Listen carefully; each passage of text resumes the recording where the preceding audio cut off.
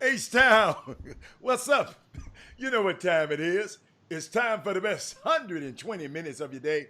The Chop Shop, the nation's #1 urban sports talk show, and also your midday sports happy hour. Yours truly, Robert Hatter alongside Jim Hicks, coming to you live from Houston, Texas, but we're broadcasting all over the world on this Women Rock Wednesday, and you can see us all over the world via Facebook Live and YouTube Live. Awesome way. It's Women Rock Wednesday. And before I go any further, let me acknowledge the top five women that has signed on to the feed first today. Let me go back through it. Let me push this button and go back through. Tiffany Sanders. Y'all got to give her a hold up, Jimmy. Let me give my people something. Tiffany Sanders. Tayandra Holmes.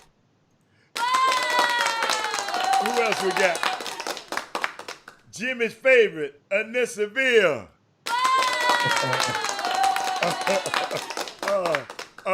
Who else I got? Oh, there she is. Miss Controversial, Kim Jackson. Hold up, Kim. I got that for Kim. And guess who's gonna bring up the fifth person in? Jessica Brooks. Get Jessica her flowers.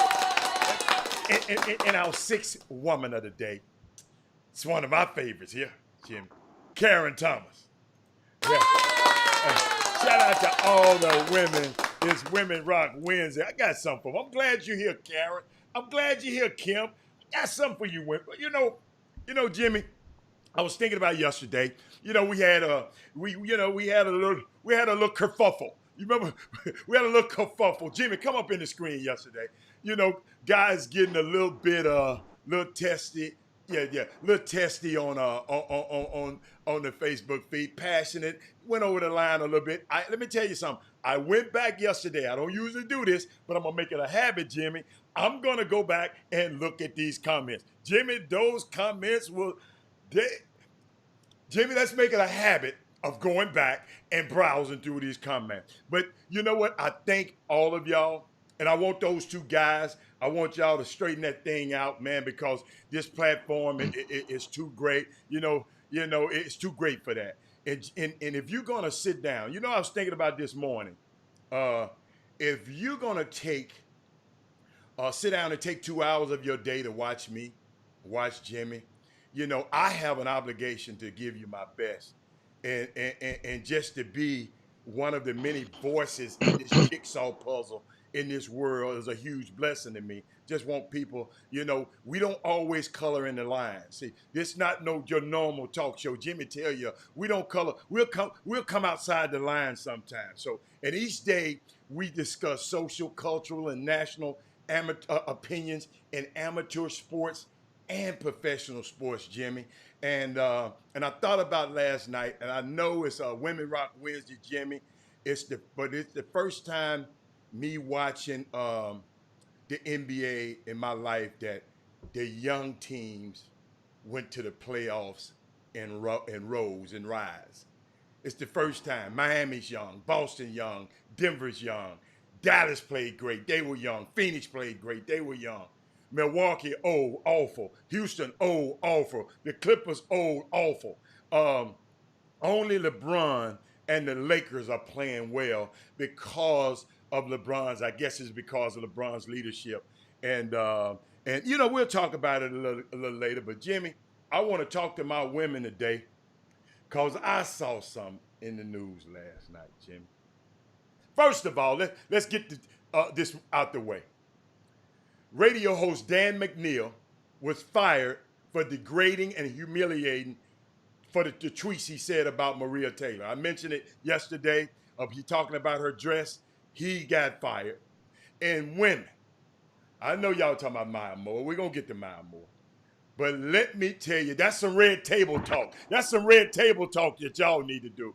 But Jimmy, I text you last night, Jimmy. You know, because I didn't know what WAP mean. I didn't know what it meant. And these people on this show told me what it was. But I looked at the headlines and Cardi B files divorce to Offset. Wants custody of the girl, the daughter, Culture.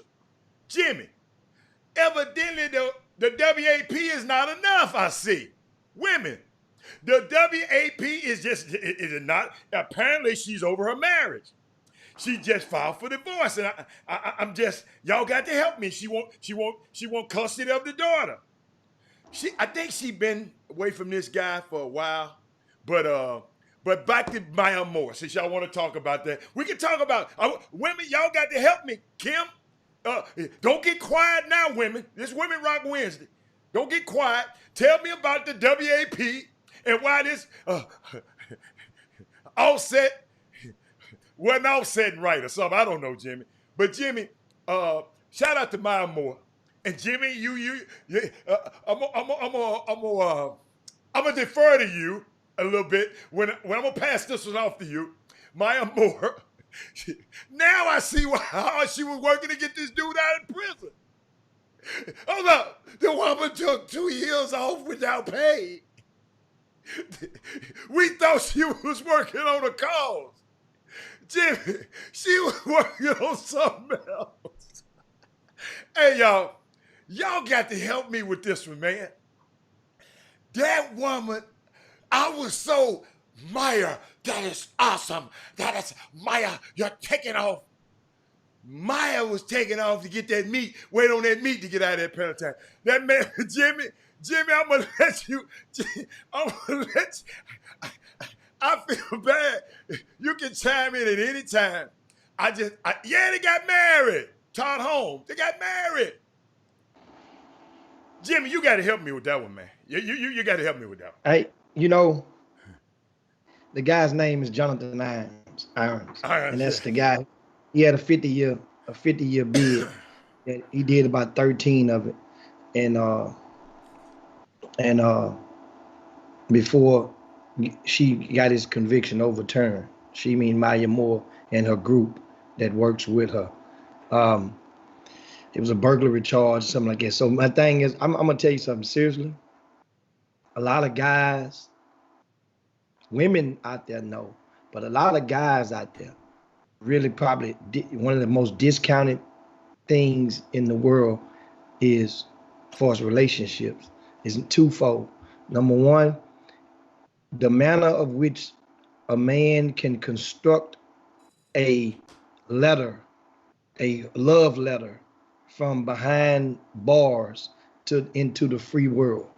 You have some of your best poets. That's why a lot of guys seriously, a lot of a lot of songs and love songs and rap songs alike, a lot of those are ghost written from guys in behind bars. A lot over the years, seriously. Now, the thing is, I'm telling you, ain't nothing like when you respond back. So another thing, I actually thought of this before. I actually had this thought. I'm gonna share with you guys, and one of you guys might, because I'm married, so one of you guys might can take this, and this might be a hell of a startup. And because it wasn't online back in my day. So the social media and all this stuff. But somebody can start a business,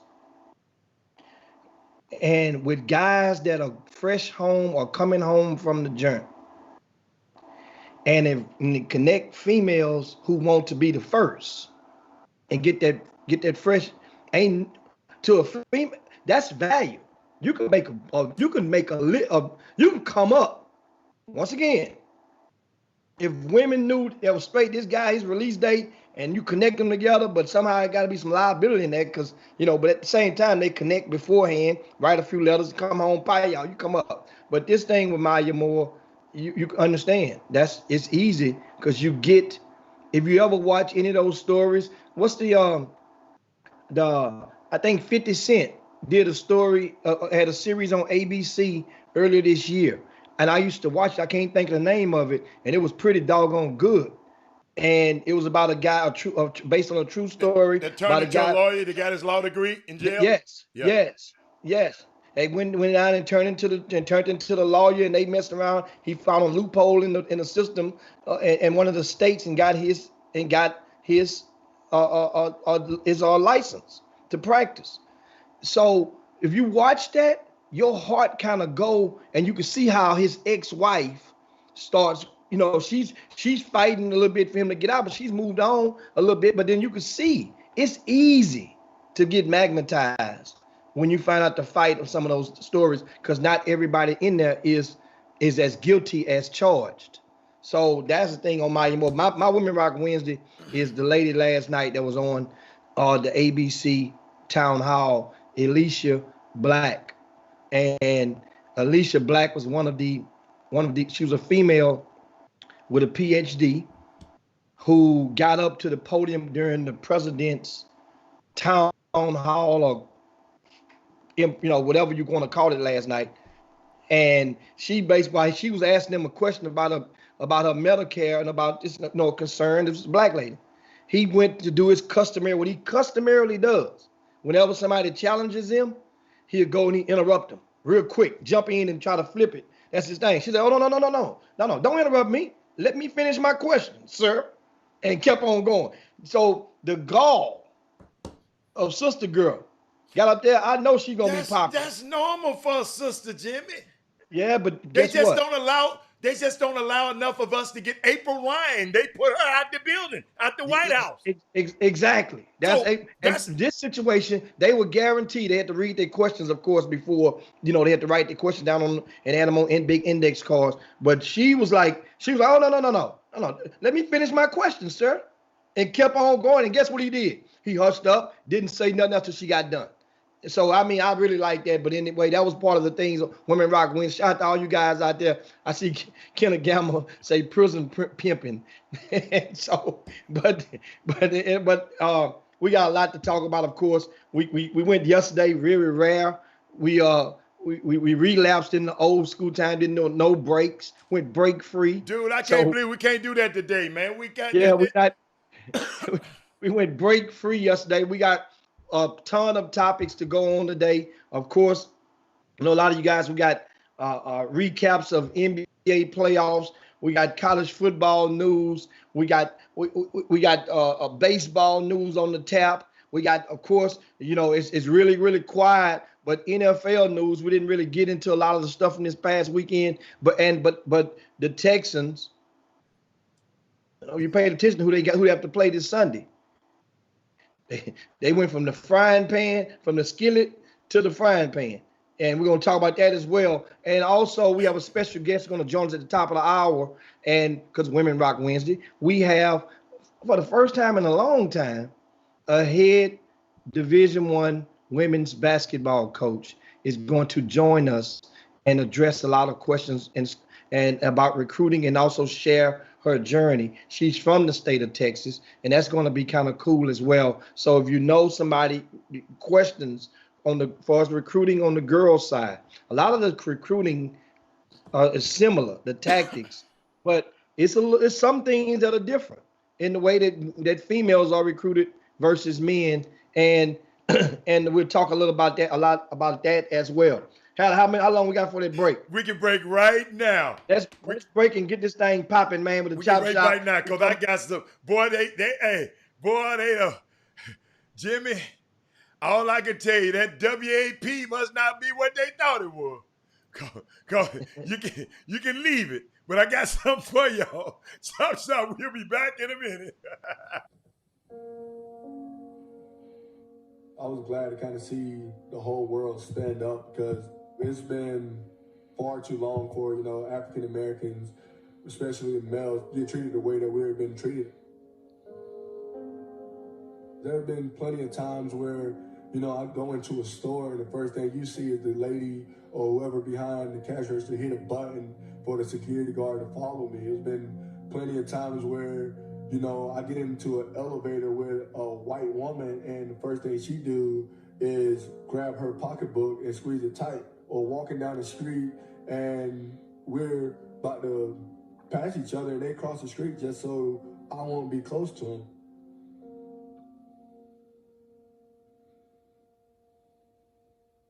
If you see me, yes, I'm a big guy, but if you really just understand who I am and what I live for, it would be definitely to see that, okay, we're definitely the same people. At the end of the day, we both bleed red. At the end of the day, no matter what you drive or what you live in, no matter what, that grave is still gonna be 6 feet under. I feel like once people realize that we are equal, I think we can go into the right direction, but as of right now, I don't feel like we're going in the right direction. I feel like whites are afraid to have them uncomfortable conversations. And, once you have a conversation and, take the color out of it and listen to the stories that we black males go through, I really feel like they won't understand, but they will feel our frustration, our pain that we go through. And it's something that we got to stand up for. We got to have a change. And we're just tired. We're very frustrated, and something got to change. And I'm just glad to kind of see everybody step up for this movement. Welcome back to the best 120 minutes of your day. The Chop Shop, the nation's #1 urban sports talk show, and also your midday sports happy hour. Yours truly, Robert Hatter, alongside Jim Hicks, coming to you live from Houston, Texas. And guess what? We're broadcasting on simultaneously, Jimmy, on Facebook Live and YouTube Live. It's a good time. Let me tell you something. Shout out to all the new people that have been joining us over on YouTube and subscribe to the channel. And Facebook people, you don't have to lose your place in the Facebook line. Just go over there and subscribe to them. We're trying to get up there. What you said, Jimmy, we're trying to increase our digital footprint on that platform. So guess what? Let's join forces together and make this thing happen. So, Jimmy, what you got going on, man? What you got? Because I got so much stuff. I mean, where you want to go first? I can go anywhere. First, of course, we get and I like to get a lot of the subtopics out of the way before we get started. That is one is the Big Ten earlier this morning has made it official that they are going to resume the football season after saying no, they're not going to do any football this fall. And in case you guys didn't know, if you know or don't know, but the president had inserted himself into that equation, and just pay attention because the Big Ten encompasses a couple of the states of the swing states, being it's an election year. Ohio, Wisconsin, Michigan, which he won last election. And so he inserted himself, and the commissioner of the Big Ten is a black man, Kevin Warren. And Kevin Warren is really connected around the football industry, the professional ranks as well as the collegiate ranks before attaining this post. As a matter of fact, his old man was really, really connected. Matter of fact, his dad was like the first black to hold a ranking position in one of the bowl series games. I think his dad because they from out of Arizona. His dad was one of the guys that ran the Fiesta Bowl back in the days. Jimmy, I And know you want to talk about his dad. Is really connected. You got to understand, Kevin Warren was the one. He was the president of the Minnesota Vikings. yeah, He the COO. one built. He the one hosted the Super Bowl in Minnesota. Yeah. He the one built that building up there in Minnesota. So his dad might have been over the Fiesta Bowl, but this guy here was just as heavy as his dad. Well, I'm saying, but the dad had paved the way because the connection that gets him into the plenty of rooms that the dad was in, and of course, like Kevin Warren was the first black man to be the commissioner of a Power Five conference, and so and I mean, He was so the he's first really black man in his position at the Minnesota Vikings too, Jim. No black man yeah. ever been that I high. mean, at the Minnesota Vikings, but that's not the Yeah. only NFL team he worked with. He worked with about 3 of them, if I'm not mistaken. No, but and, this and particular team is the one. That's where the Big Ten got him from there. He left from Minnesota Vikings to the Big Ten. and he was a hooper. He's an Ivy League guy. He played college. He played basketball in college. And normally, guys on the football, his strength came from the football. That's what I'm saying. Because his dad, pay attention, but he played basketball in college.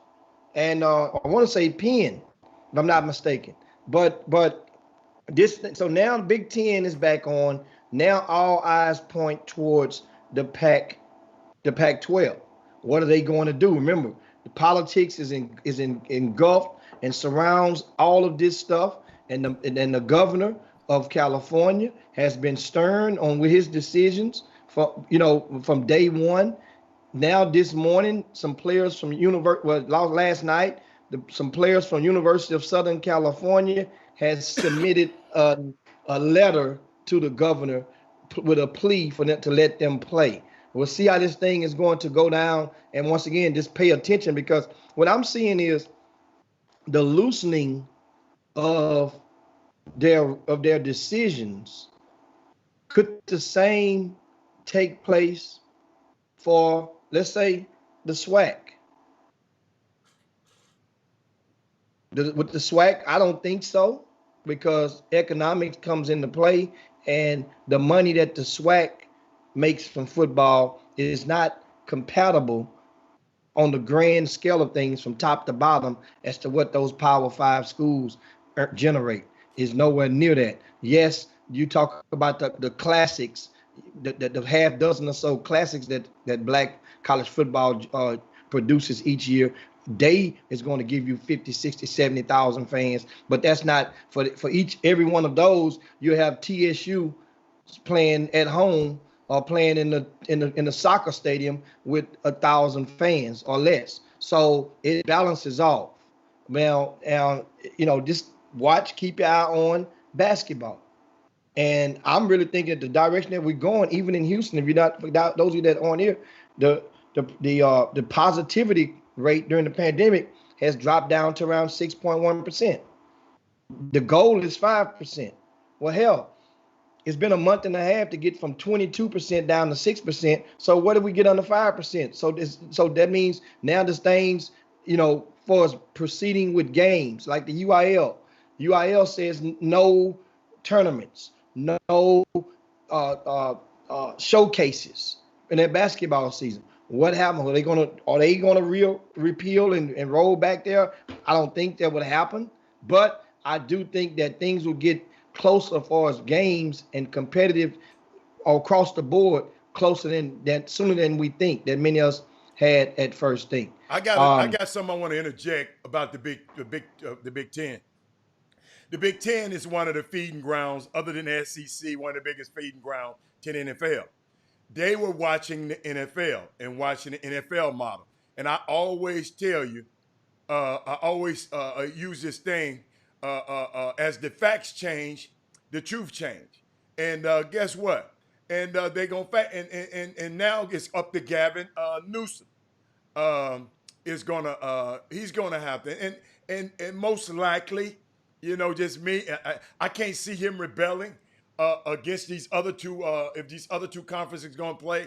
But, it's good. But you know what? That's why I never talked about it so much. I know they was watching the NFL. just I'm hearing rumblings. They were watching to see what was happening with the NFL. They made a political statement in the beginning. Well, the Big Ten is not going to do it, and let me tell you something. That's what's going on. They said, hey, if the NFL can do it, we got a model. After that, notice it came right after week 1 of the NFL.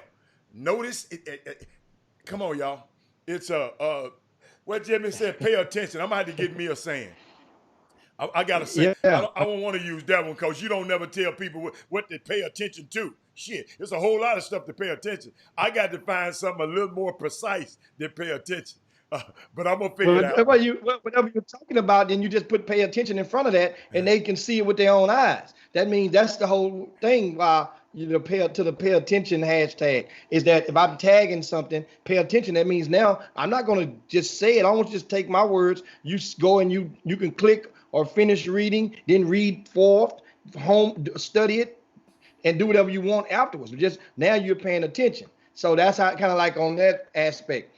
Also, out of what did I have? That was this today, a lot of celebrities, and I didn't find out until this morning, had made a pledge to boycott Facebook and Instagram. Now, it's called a Stop Hate for Profit movement. And like I said, I didn't hear nothing about it until this morning, and I try to find out the why. And because of the fact that they figured out a lot, like during this election time, especially Facebook, and it's been known even from 2016's election that a lot of robots and fictitious news outlets was producing or promoting fake propaganda for one side of the elections directed at the other side of the electors, from Republicans to Democrats. And so, and a lot of that stuff is starting to happen again. So these celebrities have banded together, and they want to remove some of those groups on Facebook who are promoting the violence, the militia groups, the white supremacist organizations, and all these people that's promoting conspiracy theories and whatnot. And they also, those people that provide misinformation, like Twitter made a stance about a month ago to tag you. They even tagged the president when he puts a piece of fictitious a lie on Twitter, and they tagged him and let everybody know that's what Twitter has implemented as a solution. Facebook, a lot of people want them to start doing the same thing or something similar. And so the thing is, here's my question. Okay, you boycotting them for one day. Why not for 1 week? Why not for a month? Why not until we feel like you make this change and then? Because does one day gonna really move the needle like that? Or a lot of those celebrities, on Instagram and Facebook, some of them get and some of them, hell, generate revenues from their post on those social media platforms. So that's just my thought on that. And if you guys you heard more about that, like I said, I didn't know about it to this point.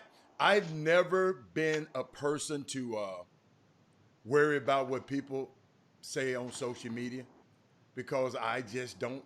I'm very selective what I click on and read. But I know it's some people that are. I mean, we got guys, Jimmy, that been to college. You ought to see some of the stuff these guys who y'all might consider woke around here.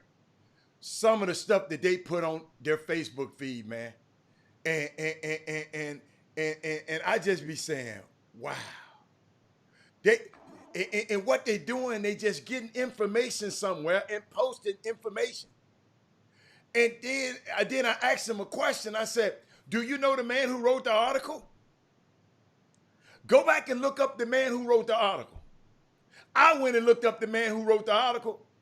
Come on, man. The man he supports one side. But you right here, I mean, it's just crazy, y'all. Let me tell y'all something. I don't know where y'all get your news from, and that's not my job.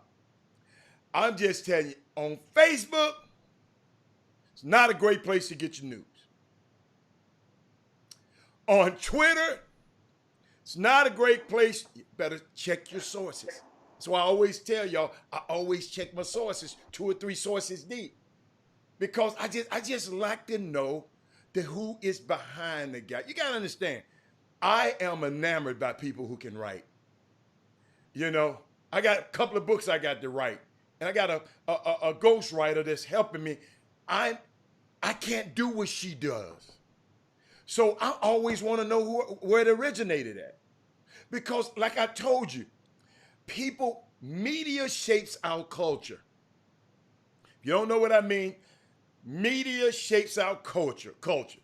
Whatever we see, if we play it long enough on TV, on CNN, people will believe it. If Jimmy and I come on here and say one player every day is the best player in Houston, is the best player in Houston, and the best player in Houston for 30 days, guess what? It's going to get in your subconscious. Media shape the culture. If your kid, all he do is read rap books and look at rap stuff on TV and recite raps and listen to it, guess what? It's going to affect him. So we got to just watch what we intake and be a little bit smarter on what we intake, because media does shape our culture. I said and told y'all a story that I told y'all that really, really not broke my heart. I was just disappointed. I was studying this guy, Adam Clayton Powell, because I know we got new people on the show. I was studying Adam Clayton Powell. And by the way, some people called and told me thank you for telling them who that guy was. They didn't know who he was either. But Jimmy, what was so unique, I'm reading New York Times. Think about this, y'all. New York Times. And some people out here probably swear by New York Times. Oh, it was in the Times. It was in the Times. They wrote this. Check this out now. They wrote, when Adam Clayton Powell died on April the 4th, 1972, okay? On April the 6th, 2 days after he died, they wrote, they wrote an article about him. They wrote an article. They said, Martin Luther King died April the 4th, the same day in 1968. Adam Clayton Powell, a pastor, a political figure, he died April the 4th, 1972. One left a legacy and the other left nothing. That's what they wrote. But if you go, all the people who ever in their life had minimum wage job and got minimum wage, Adam Clayton Powell is the one introduced that bill and had it passed to Congress. That's where it came from. The educational bill in the beginning. You remember they used to didn't want, this was back in the 30s and 40s and 50s. They didn't want to educate us. He introduced those bills. Let me help you out. Black people could ride the bus in New York City, but they could not work at the bus station as a mechanic. They couldn't work at nothing. Guess what he did? Told everybody in New York, stop riding the bus. They stopped. They had to hire black bus drivers. This was 20-something years before the Montgomery boycotts. Matter of fact, Martin Luther King said the reason he started the Montgomery boycotts was because of what? He read Adam Clayton Powell's book. But the New York Times said that man didn't leave a legacy. In 5 years, Jimmy, he was in Congress. He was over the Labor and Education Committee. They passed 60 bills of law, legislated, got all the way through. But New York Times says about this man, Jimmy Hicks, He left nothing. Don't y'all let nobody else tell you, no news media tell you who you are and who your people are. Well, That's my word for well, it. when it come to newspapers, and when you read articles on newspapers, one of the things is you pay attention to if it's a reported story or if it's an ed op piece. An ed op means an editorial, that opinion. Opt-ed. Ed op. And so if it's an editorial piece, then that's more opinionated from that writer, and they have to include some facts, but it's going to come from one side. Now, if it's an actual story or article that they are comprising, then that's when they have to follow the ethics of journalism, when they have to interview somebody from both sides and dust for it. And so that's another thing. I mean, but it's like, bottom line is your source, and you think about it. I mean, what do you expect? Is if you think of it like, if the line in the sand is going to be drawn, far as whether you are supporting a Democratic Party or a Republican Party, then that's going to be obvious, because most people supports one or the other on a regular. Most, not all, because that's why they have independent parties and third parties. But so what my thing is, why isn't the same energy consistent when it comes to religion? I mean, just think about it. Let this soak in. What if they applied the same energy on a daily basis as you do every 4 years about elections, about Republicans and Democrats? What if they applied it towards, from Christians to Catholics, or Baptists to Catholics to Muslims, and that means now, and draw the same lines in the sand, which they did. We saw it. They mean the country after the World Trade Center bombings. Well, that's a bombing. You turned the plane into a bomb, and ran into the Twin Towers. So that's the thing that gets me. It's like, once again, selective. I call it hypocrisy, because you pick on this phase. It's easier here. You lost me. I'm just gonna listen. It's easier. It's easier deal here because most. Wait a minute. What are you comparing? What are you comparing here? I'm trying to see what you're comparing. I just missed it. I'm comparing. Okay. Do you think it's a lot of friendships that have been lost in 2020 as a result of, let's say, Black Lives Matter / Democrat versus Republicans / re-elect the president? Do you think a lot of relationships, people that's been before the election, before now, that were allies, there's a lot of relationships that have been lost as a result? You talking about the general public? Yes. The general public? Jimmy, I came on this show, and I'm glad you said it. I'm going to say this again. General public, do me a favor. Come from a political science major. Do not lose friendships with your friends because they like Donald Trump or they like Joe Biden. I'm going to tell you why. Because Joe Biden and Donald Trump ain't going to lose one friend about your black ass. I'm just going to tell you right now, they are not going to lose one of their friends worried about you. So please tell everybody. I even have to, I caught myself, Jimmy, and I sit there and said, man, that's just that man's opinion. If that man want to support that guy, he can support him. I can't get mad at that dude for supporting him, for supporting that guy. Don't y'all lose friendships with nobody about what they do politically wise. I'm just telling you, because up there, absolutely, all them folks is in cahoots. There's no permanent think friends. Of it like this. Go on, finish There's that. no permanent friends in politics. There's no permanent enemies. There's only permanent interests. Okay? This same guy that's going against and talking negative about Kamala Harris Donald Trump, he gave money to her campaign as Attorney General in California. The same Hillary Clinton that Donald Trump said, lock her up, lock her up, lock her up. Guess what? He supported her against Barack Obama. Now he want to lock her up. Yo, Capitol Hill is up there. They don't let us in there. They are all in cahoots. That's all I'm going to tell y'all. They all in cahoots. And you just guess what? You guess the power you got. But it's more us than it is of them. So what the power you got to do? If you don't like one, vote him out. Mitch McConnell, if you don't like him, vote him out. Lindsey Graham, if you don't like him, vote him out. That's the power that we have. Only power we have. Now, Jim.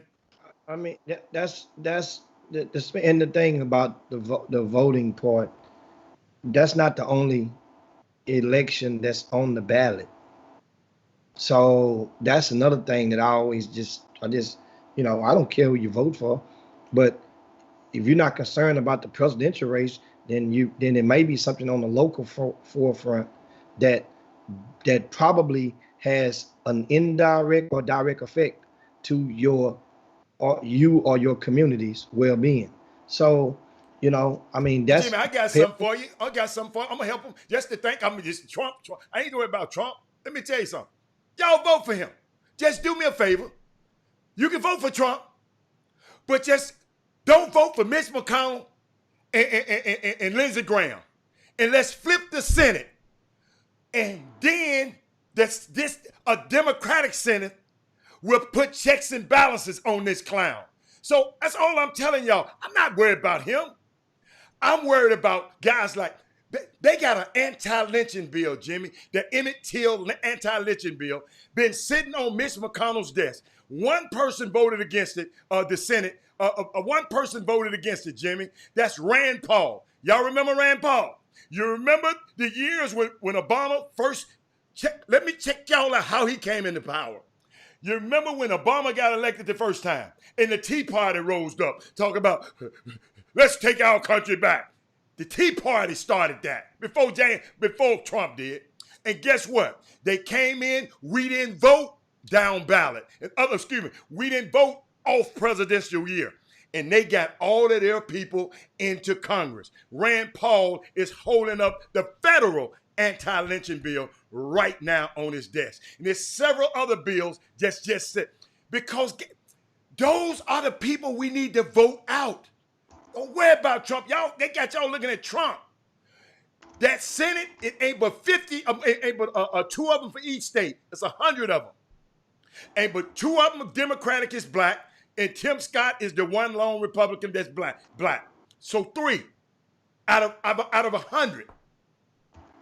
Those are the people that's voting for your best interest. The Senate, not the House of Representatives. The Senate is one of the most powerful branches of government. Just want to let y'all know that, just a little civics lesson, and just in case you didn't know, Mitch McConnell, the one they call Moscow Mitch, that's the one who had the meeting right after Obama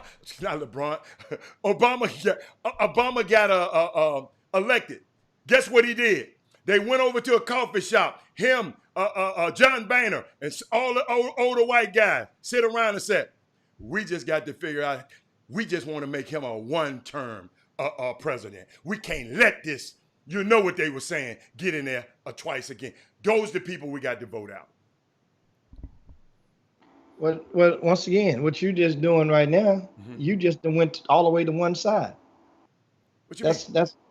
I'm telling you what side I'm on. I'm just saying. So you just I ain't never said what side I'm. That's you being neutral. I'm not neutral. I mean, because it's not my responsibility, nor my right. You're not a political science major either. To impose on the next person for whom they should vote for. That's on them. All I can do is let you know what a water is. Let me tell you something, Jimmy. Jimmy, I just said something you don't know, and half the people on this thing didn't know. All I did is told you something you did not know. That's Hannah, all. you've mentioned this story about Mitch McConnell 4 or 5 times in the last 3 months. Have I meant? Okay, tell me what I mentioned about it. What is he? What else he doing? So Oh don't man, go we're there. not going to, Don't go there. we're Don't not go going there. to class with Just damn Mitch because Jimmy, McConnell. just because you're Now, not civically minded. once again, what you take that, bookmark that. What I'm saying, an initial statement from this whole conversation is why people don't take that same energy. If I said I'm Muslim and you say you Christian, why that same energy ain't spewed? If I say I'm Catholic and you're not, you know Why why? you? You know Excuse why? me, sir. I'm gonna tell you why. Why? Because most of your friends, allies, you're gonna look at and check the balances. If your community, what are most people that live in most people's community? Not that don't mean for the black guy that live in the all white neighborhood. In most communities of like, meaning that are like you, So you they comparing? are Hold on. You are comparing? likely they are likely to be supporters of the same political party. Once again, if you're in an all-white community, then all of them at least they're gonna go one way or the other way. If you're in an all-black community, they're gonna more likely to go one way or another way. But in the religion, I'm saying, why isn't the energy the same? Why is it people? Why is Because the it's not the same. no. It's been the It's same not the same. It before. might be the same to you, but it's Hold not the on. same. Didn't I see what happened? What they did to Muslims right after the World Trade after 9/11? It might be the same. There you go, voicing your opinion. It might be the same to you. It might not mean the same to me. That's a factual. It's not facts. Heather, you must forget what was going on in our country towards Muslims after the bombings. They looped them. People that didn't know, they were lumping them all into the same category. Was it the religion? Was it religion or the Muslim, the countries that they come from? Because you know it's some, hold on now, it's some American Muslims, it's some black Muslims, it's all kind of Muslims. So a lot of people were just based on as little as the name was triggering some prejudiceness towards people. Politics. If your name, because everybody that's a Muslim don't have a Muslim name. Everybody don't. Wow. Sooner or later they're supposed to. I just didn't understand. We can go. I don't understand. I don't understand. Okay. What? If we got a sports topic, do we have a? You don't understand. You don't understand. Don't understand it. So the next time, have you ever met you're of Christian faith? You're a man of the cloth. So you mean tell me you've never had a conversation in your life about religion with a Muslim before? Comparing the Bible to the Quran? Yes, I have. You've never? Yes, I have. Have you ever had a conversation with one of them and it got to where the point where it went to a place and it's like, man, you know what? I don't even want to talk to you no more. Or it just went somewhere? All the time.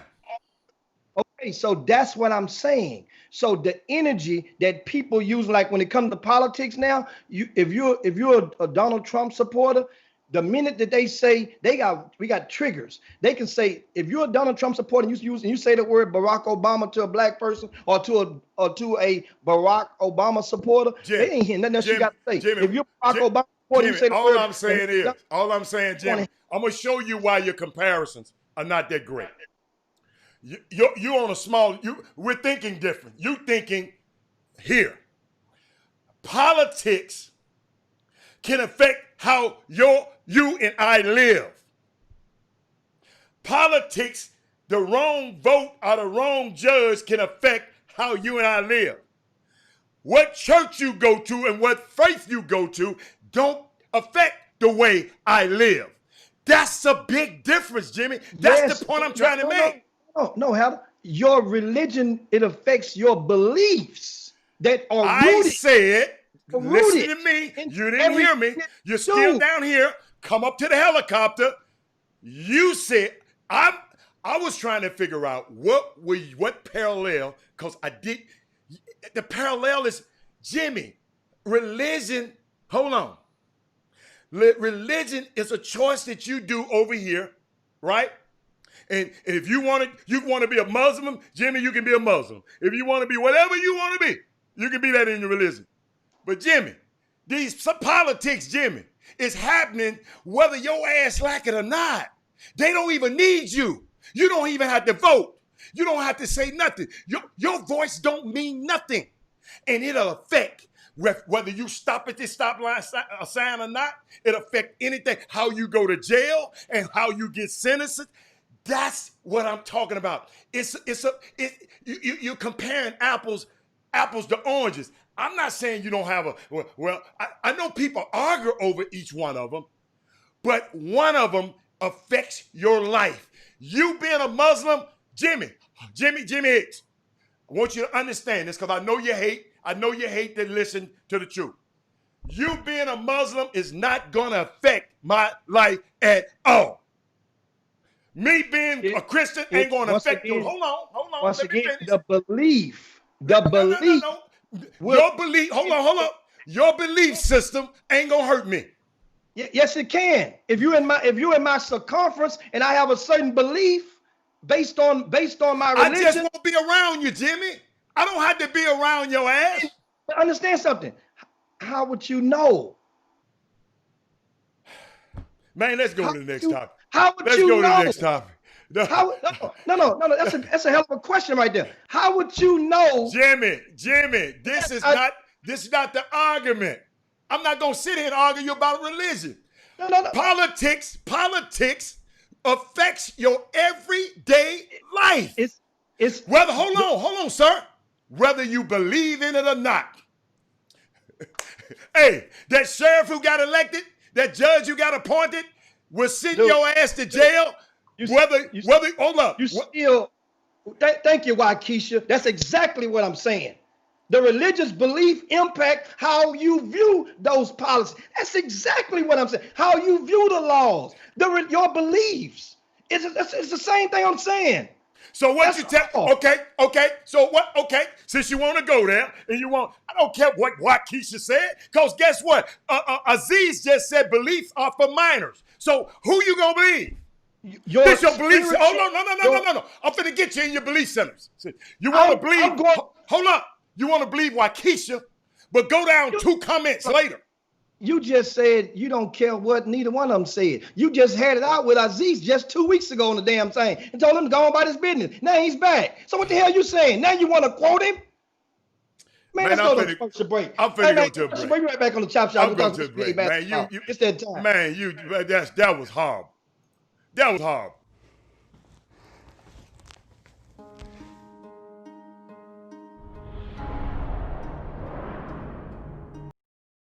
I would like to exert some energy from Team Countdown. Flowers. Congratulations, Maria Taylor. Thank you for your intellect, your beauty, and your class through all situations, and covering your first Monday Night Football game, and covering your first NBA Finals. No, we all right. We all get tested. We get tested every week. I love Maria so much. You are so incredible at what you do, and I love the way you clap back at people that come to you with ignorance. So thank you for continuing to be that example that we need. Thank you all. Appreciate it. Don't make me cry. Absolutely. And some people turn the other cheek. Yeah. We eye for an eye. We're eye for an eye. Don't come for the queen. You heard that. Welcome back to the best 120 minutes of your day. The Chop Shop, the nation's #1 urban sports talk show, and also your midday sports happy hour. Yours truly, Robert Hatter, alongside Jim Hicks, coming to your line. We thank God for the break. And guess what? We got a special guest, Saved by the Bell, and I'm gonna let Jimmy introduce her. And it's a great day, Jimmy. I don't know if it's the first time, first time on this particular format, that I had the pleasure of doing what I'm gonna do today. So you can introduce her right now if you like to. Yeah, we of course, Women Rock Wednesday. We have with us our special guest, head women's basketball coach at Lamar University, and that is Aqua Franklin, and she's from Tyler, Texas. The Tyler Rose, that is. Everything, when it used to be back in the days, when you heard about Tyler, Texas, you think about Earl Campbell. No. They talk about Aqua Franklin nowadays. And she's, and No, I remember the name. I remember the name. And I couldn't think about where I remembered that name from. And then I had to go and I scrolled, dug a little deeper. And that you was on the same college team with Sidney Colson, who went to West Side High School at Texas A&M. And then I had that other girl from Jones High School and another girl from Madison High School.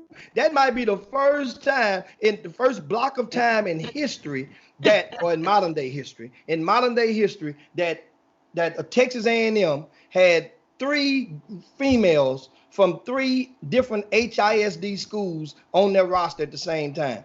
And so, but what's going on, Aqua? Hold up, man. Let me bring on the show. Hey, I appreciate. Come on, hold up, Aqua. Hold on. Here we go. I got to give you your applause.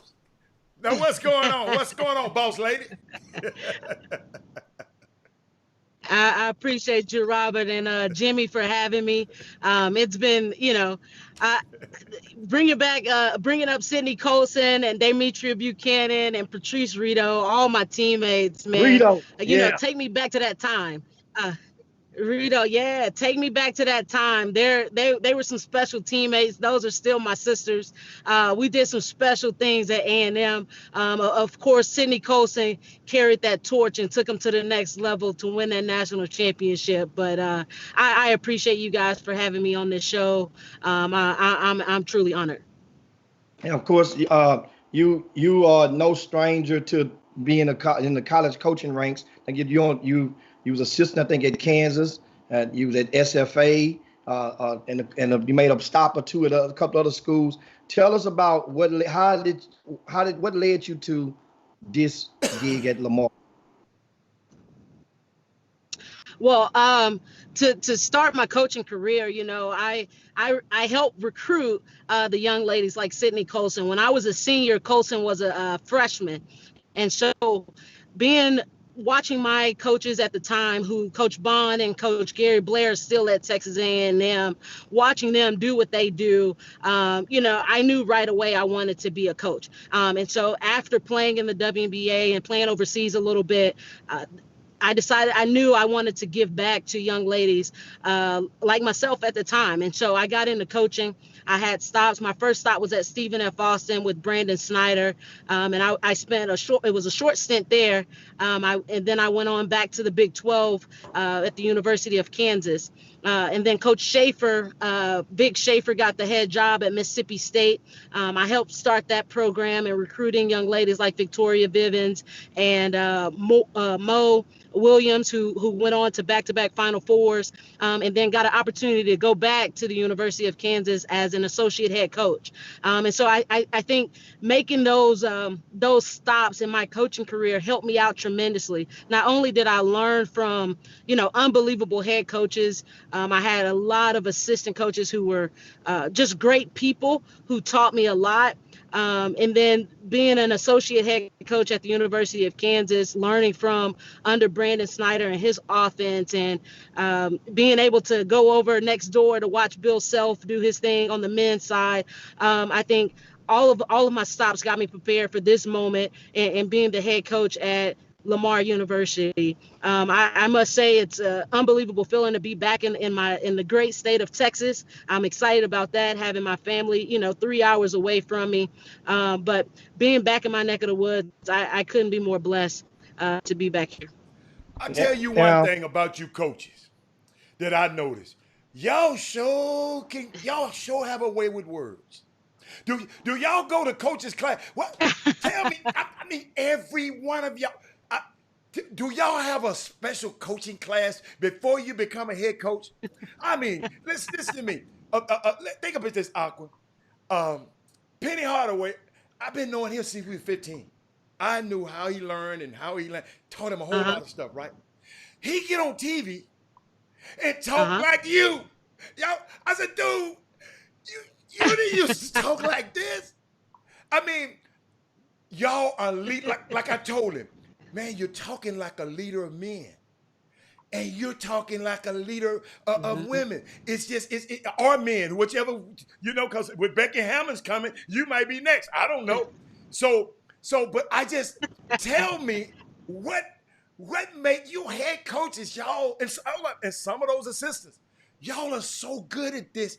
Is it a school? Yeah. What? Tell me, help me. Tell me how y'all can do this.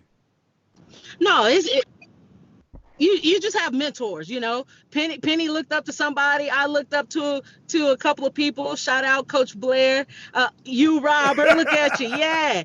But we don't lose where we come from, okay. A couple of those words, you could tell where I'm from and certain words when I say ice and things like that. But man, look, like you said, we're leaders. We want our young people to see us on a platform and for them to understand that, we can use our voice.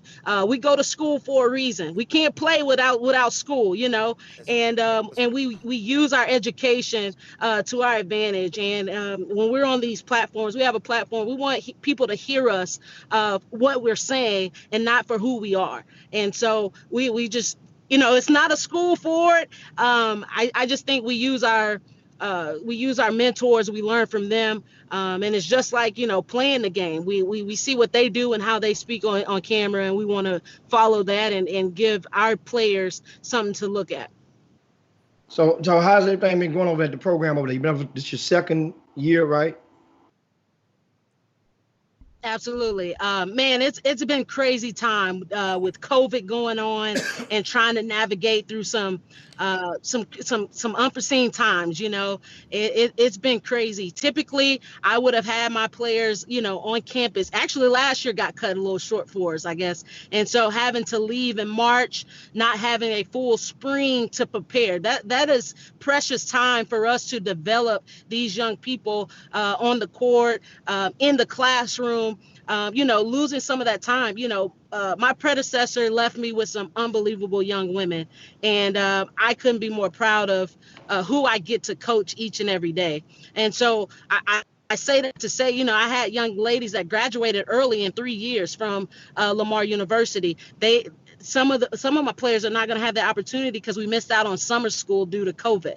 And so trying to find time for them to get that time back so they can take those additional courses, and navigating through, making sure they are able to work out on their own and back home and having the supplies and basketballs and the shoes and things of that nature to actually continue to develop themselves while they're at home. Because typically I would have them on campus with me. But now, obviously, the big thing is all of us on the basketball rim is waiting for the decision today by the NCAA to figure out, when is our season going to start? Are they going to move it back a little bit to give us an opportunity to play some of those non-conference games before getting into conference, or what? So we're on hands and knees right now waiting on that decision from the NCAA.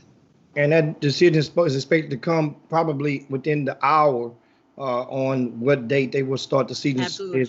It was supposed to start on the men's side on November the 10th, but they're talking Thanksgiving weekend. Yep. But so do you expect for the women's season to still precede the men's by 1 week, or are you hearing that they might start it during the same time? I think we'll start at the same time. The date that has been thrown my way, or the two dates, is November 25th was the first date. I think they're trying to move it up 4 days to November 21st. But I think they'll start both of us on the same date. I think the biggest issue, and this is in my opinion, is that they're worried because college football is happening starting on November 21st. Those Saturdays are for football, and they, especially in the state of Texas, in the South, I should say, that's the big worry, is that football still have power over basketball. So they're trying to navigate through that. So now your recruiting efforts, of course, you've been around. What's the makeup of your team right now? Where are they from mostly? Mostly from Texas. Now I got them all over Texas, from San Antonio to Dallas, to Houston. I do have a few from the Louisiana area. I have one young lady from Austin, and another young lady from Arkansas. But really, surrounding areas is where I have majority of my players from. And so now the dynamic of girls, women recruiting. Hmm. Tell us, because of course, you've started off at Kansas, different type of budget than it is at Lamar, right? So take us through so people understand how do you guys, how at Lamar in the Southland Conference, how do you go and identify the talent? What means do you go? What rugs do you go up under? And a lot of people may not understand, because everybody watch TV shows and think that all schools are created equal when it comes to going in and luring the talent. Yeah, I think that at Kansas, honestly, and I had 2 stints at the University of Kansas, and I never knew the budget, the recruiting budget at any point, the operating budget either. And so that probably blows you away that as a assistant coach, I don't know the budget. I just get to go kind of recruit all over, and I was always getting a yes. Now take that down a scale to a mid-major here at Lamar, that's the first thing we look at is, okay, what's our budget? When it wasn't even talked about at the University of Kansas. So if you can just imagine that, as far as the resources and how long they go, when you're at a Power 5 versus a mid-major. Now it still doesn't change. We still need the same result, meaning we need to recruit players that win. Right. And so the expectation, I guess, is the same. And so with that, the blessing is in Texas, there's so much talent, and surrounding areas like Louisiana. And so now the biggest difference is in Kansas, I could go and hop on a plane real quick. Most of the time that was commercial and Southwest and American and Delta, whatever. And then that head coach, he could jump on a private plane. Now at my level at Lamar, we're getting in that car and we're driving it, baby, and we're learning, how big the state of Texas is, because we're driving it versus hopping on planes and things of that nature. But what I would tell you, like I said, the expectation is the same. We try to get out and we recruit during the summer is when we identify a lot of players, just because when you think about summer recruiting, the month of July is busy. And we're hitting all over Texas, Houston, Dallas, Austin. We're trying anytime a ball is being dribbled, we're trying to be in that gym to find players to come and represent not only their family, but the university, but Lamar University. And so we're trying to get out and identify these players. And then once we make it into the school year, that's when we go out and reevaluate those players and kind of hone in. Okay, this is a player that we think could fit what we're trying to do here at Lamar. And the fit is not just as far as basketball, that's building a relationship with them and their families to to figure out who they are as people, because that's really important too. Because you don't want to recruit a kid just because they can put it in a hole, don't mean they fit with what you are trying to accomplish at your university. They have to be about being a good person, being a good teammate, and representing themselves and in our program in the right way. And so we do a great job of building a relationship with them and their families, not just the player, but learning who their families are. Because it is different once you get to that next level on college. Your parents can't be coming out of the stands trying to talk to the coach during the middle of a game. That's different, right? And so we want to know who they are as people, and who their parents are as people, because we want them to know, everything is earned here at Lamar University. So if a parent is calling me about a playing time and things of that nature, I want you to come to practice and watch them, because that's when that playing time is earned. And so we try to do our jobs by not just recruiting them because they can put it in a hole, but also getting to know them as people and building relationships with them, and learning the people around them. We talk to high school coaches, AAU coaches, uncles, everybody, because we want to know them as a whole. Coach, I got one for you, Coach. I'm sitting here, I'm at your website over here, Coach, now. As you was talking, anytime I look this way right here, Coach, I'm looking up something, all right? I'm looking at your roster, Okay. Coach, and I hope this is an updated roster. Coach, I don't see nobody from Houston, Texas on your roster. I love you. Hold up, but I love your staff. I love the diversity of your staff, though. Miss Bianca Smith, Empress Davenport. I'm checking them out over here. Hold up. Wait a minute. Sharonee Mitchell. I'm sitting there checking out your staff, but why not a Houston girl? Yeah. Yeah, exact. Put a big yet on that, and understand who reached out to me about this call, and Mr. Trey Phillips, and know that hey, we're doing what we can. We're gonna be out a lot, making sure that we're right down the road, and making sure people understand and know who's at Lamar now. Okay, so I would say I would make a big emphasis on that we're going to continue to recruit those young ladies. We just graduated 2 of them, so we're going to continue to recruit the Houston area. Trust me. Hold on, Coach. Tell Hannah I pushed the wrong button, and tell Hannah I didn't forget about her. So is she watching the show? And Hannah, I got Absolutely. You in there, baby. I just hit and my screen enlarged this big, and I couldn't shrink it back.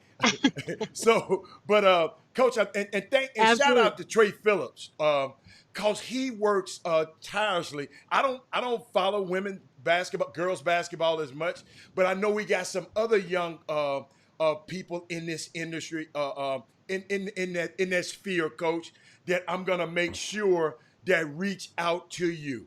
Okay, because all hands Absolutely. on deck. If you, I know these girls in Houston can hoop. I know 2 of them. You might Absolutely. can't get them now. Them 2 I know you might can't get them. Harmon and Ken Skills, you might can't get them. But we can get everybody else. But thank you. I mean, I'm just glad you're on the show, and where we go from here? How, Jimmy? Cause I got a question, Jimmy. What is the difference? The biggest difference between boys and girls recruiting? What's the biggest difference? Or have you ever been on the men's recruiting? What the biggest difference you can see? I think recruiting wise, I think as far as a coach, the approach is the same. I think the mindset of the students, male versus female, is different.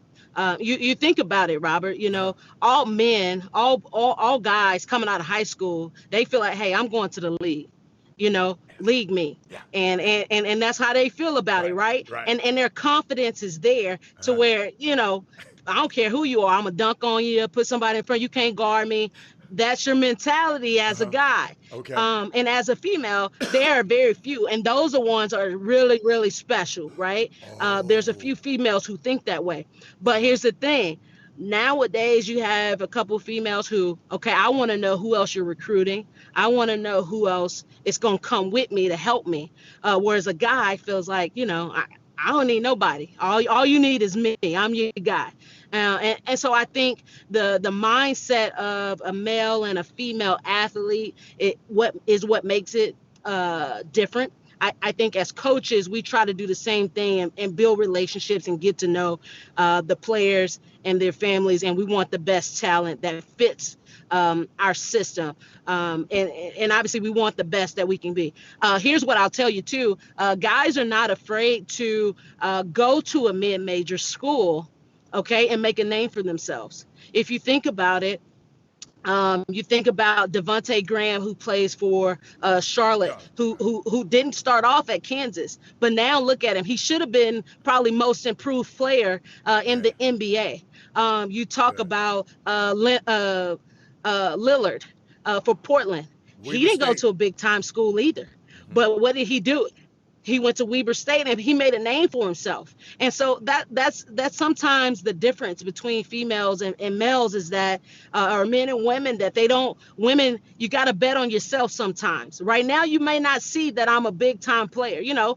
Paul George comes to mind. It's a lot of guys, that played at smaller schools, but you got to bet on yourself and trust that the work ethic that you've put into, or the work you've put into the development of yourself, it's going to pay off. And so, we have, Mo Kennard, we have Chastity Bars, we have Khalees Lloyd, we have Jenna Plumley, who all played at Lamar, that all has went on to play professional basketball and that is still playing. And so don't feel like, our young women can't feel like just because you're looking at the name of the school versus what can you do at that university, or what could those coaches at that university help you do.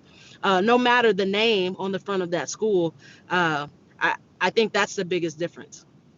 Coach, what's your thoughts on name, image, and likeness, and how can a female student athletes at a school like Lamar or in the Southland, what are examples on how they could benefit if and when the rules are in favor of the student athletes? Yeah, I think we have to educate them.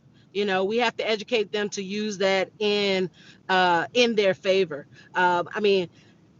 You have supporters at every school. You have donors who help support those programs. And I think once they understand how important those donors are, being able to brand themselves. If you think about it, all these social media platforms right now, you're doing the same thing. You want to post a selfie. How about you use that to your advantage? And she froze up on us right there. She'll come back in a second. Yeah, she'll come back. And let me get her out of there, and we'll put it right back in. Yeah, and also that in case you just tuned in, that is Coach Aqua Franklin. She's the head women's coach down at Lamar University in Beaumont, Texas, and she's a native from Tyler, Texas, who starred at Texas A&M during her collegiate career, about 15 years ago, or less ago. And you're dropping nuggets, and that was a great thing. Would freeze up on a topic such as the name, image, and likeness, which table, and we expect it in January for a ruling is expected to be handed down to some forth about whether or not this, or how it's going to happen, but how and to what manners and lengths that the student athletes will be able to capitalize and retain or be on their name, image, likeness. That is a very important topic, because in small areas such as Beaumont, as Coach Jess was getting to, and she said, they have donors, they have supporters in every city, no matter where you go. And trust me, in your social media right now, that's part of branding. And a lot of these kids right now, whatever they can do to get them followers up, that's why you see so many kids doing goofy stuff. Whatever they can do to get them followers up. You know what's so unique? I heard from some coaches the other day, we was just talking about, I'm sorry, some administrators. And Jimmy, they seem to think that that this, you can transfer, this transfer thing, that's going to be available very, very soon. And right after that, it's going to come the name, image, and likeness thing. They working on some things about that, but it's coming. Both of those things are coming. She back, Jimmy. I think she trying to come back. Come on back, Coach, if you can. Okay, yeah, that's all right. All right, we're gonna bring you back. You got to answer. All right, there we go. You got to answer that question about that name, image, and likeness. We back. Yes. Yep. Can you hear me now? Yes, ma'am. Yes. Okay. Yeah, I think that it's a good thing. I think we have to educate our students on how to use their platform that they have. I believe that, social media, they're doing it already, but doing it to help them, make money for themselves. I think it's an educational piece, just like everything else, and I think it's good for them. Especially, and I think we'll learn, or they will learn how to now use social media platforms in their favor, to help build off of it. I think it's a good thing. I'm all for it. But I think it's education. It's an educational piece in which I'm want to bring in people to help them brand themselves. That's awesome. Okay. And I now, was just thinking about now, that, Coach, because what they're doing, if you are participating in that, if you're a student athlete, you're gonna have to learn some business.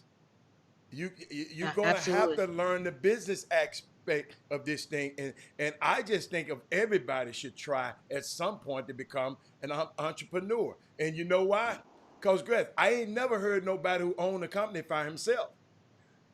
I've never heard Absolutely. nobody. If you own a company, you ain't never fired yourself. If you want to stop the unemployment problem, get your business. You ain't gonna never fire yourself. So, Absolutely. I think that's a great thing you're bringing in, and social media experts that'll help them maximize their like I never forget the young man who the little kicker who was getting paid via because he was putting his kicking on his YouTube, and YouTube was playing, and they told him, you gotta shut that down. You follow Yeah. me? But I like that, Jimmy. I know you had something to add to that. I love the business aspect of it, because I don't want you just going to school, just to go to school to get a Right. job. Go to school to get your tools together so you can start your business. That's my thing on that Absolutely. one. Jimmy. So now we mentioned your roster earlier. Now your roster that's in place now, how many of the current roster were players that you signed versus what you inherited from the previous staff? So I would say 6. So it's half and half. I signed or brought in. One was set out because she transferred in last year. That's Michaela Wilson she transferred from the University of Kansas, a Louisiana kid. And then this incoming year, actually it's 7. It's 7. This incoming year, we signed 6 young ladies to bring in. And so, like I said, I'm excited about it. I think the people who did watch us a little bit last year will be really, really impressed with what we have to put on the court this year. Coach. Now, what can high school coaches, like in recruiting the females, right? What can they do better? I just think be open and talk to anybody. Don't shut down the recruitment for the players. I think educate the players on the recruitment process. There's young ladies that I talk to who don't understand the process. They don't understand that coaches, as we sit on the sideline or we come to these high school games, we're watching everything. I like to go to practices because games, the lights are on, you're probably going to play your best. I want to see your work ethic in practice. How are you with your teammates? How do you respond to coaching? How do you respond to criticism when you're not doing something right? How are you a leader in practice? So I like to go to practices. So I think as high school coaches, to help us at the collegiate level, I think educating them on college coaches are looking at everything. I also think on the process of how to get recruited and how to get into college. So a lot of times we talk to young ladies and we want to offer them scholarships, and they don't understand the clearinghouse and getting their test scores to the clearinghouse, and why do I need to take the ACT and SAT and those things. And so I think the education piece is a huge part, but also them understanding what coaches are looking for to offer them scholarships for the next level. Coach, I got something for you. You just said 7 new recruits, 6 or 7? 7? We have 7 new people coming in. It's 7 if you include Michaela, who set out. Yes, sir. I got a question for you. during the pandemic, first of all, how did you get 7 people you got 6 people to come to your school during the pandemic, right? These people, you recruited them. And somebody asked you about Portia Adams. Is she one of those 6? You can't talk about her. First thing, okay. I can't comment she on hasn't her. signed yet. Okay. No, well, guess what? I can say that I'm recruiting her. I can tell you that. You can. But I can tell you that I am recruiting her, but I cannot comment. No, I don't can't comment, say Coach. anything more than that. See, now like she just mentioned a while ago, like, and this is something that just stuck, that's magnified, that I've highlighted in my mind. When you just mentioned that during the recruiting process, there are so many recruits that you grow to learn that aren't aware of the whole process, the eligibility process, this period 101 of this stuff. And then I'm looking like so many parents should know and they don't. But at some point in time, if your kid is a Division I prospect, is a recruited Division I prospect, meaning that Division I coaches are actually recruiting them as opposed to what you think they are, then shouldn't a parent know that a coach can't say their name publicly unless they have signed a letter of intent? Look at the things like that. I mean, I'll tell you this: the rules, it's so many that as a college coach, we take open book tests because there's so many rules and they change consistently. So it's a lot of rules to learn when you're talking about college coaches. So I don't know that a parent would necessarily know that. Okay. On Robert's question with recruiting, so that the class that is on my campus right now, we actually, I those names that you mentioned earlier in my staff, they did an unbelievable job to where we already had those young ladies signed in November. So last November. So we're talking November 2019. And so the one thing I will say for people to understand, us as college coaches, we work ahead. So I had already completed that class. So during this pandemic, I was just working on my next class. So we're talking 21s now. Coach, somebody sent me some bad dope, Coach. They texted me that information. Yeah. They said incoming freshman, like she was already incoming this year. And they just didn't give me the whole thing. Guess what? I'm not going to comment when they send me a text again. I'm not going to mess with them no more. I done cut them. I got one more. Stacy Houston from Dallas said, tell Coach Franklin, thanks for grooming my niece, Empress Davenport, as a young assistant coach on our staff. I'm allowed to say that, Coach? Yeah, absolutely. I can talk about my staff now.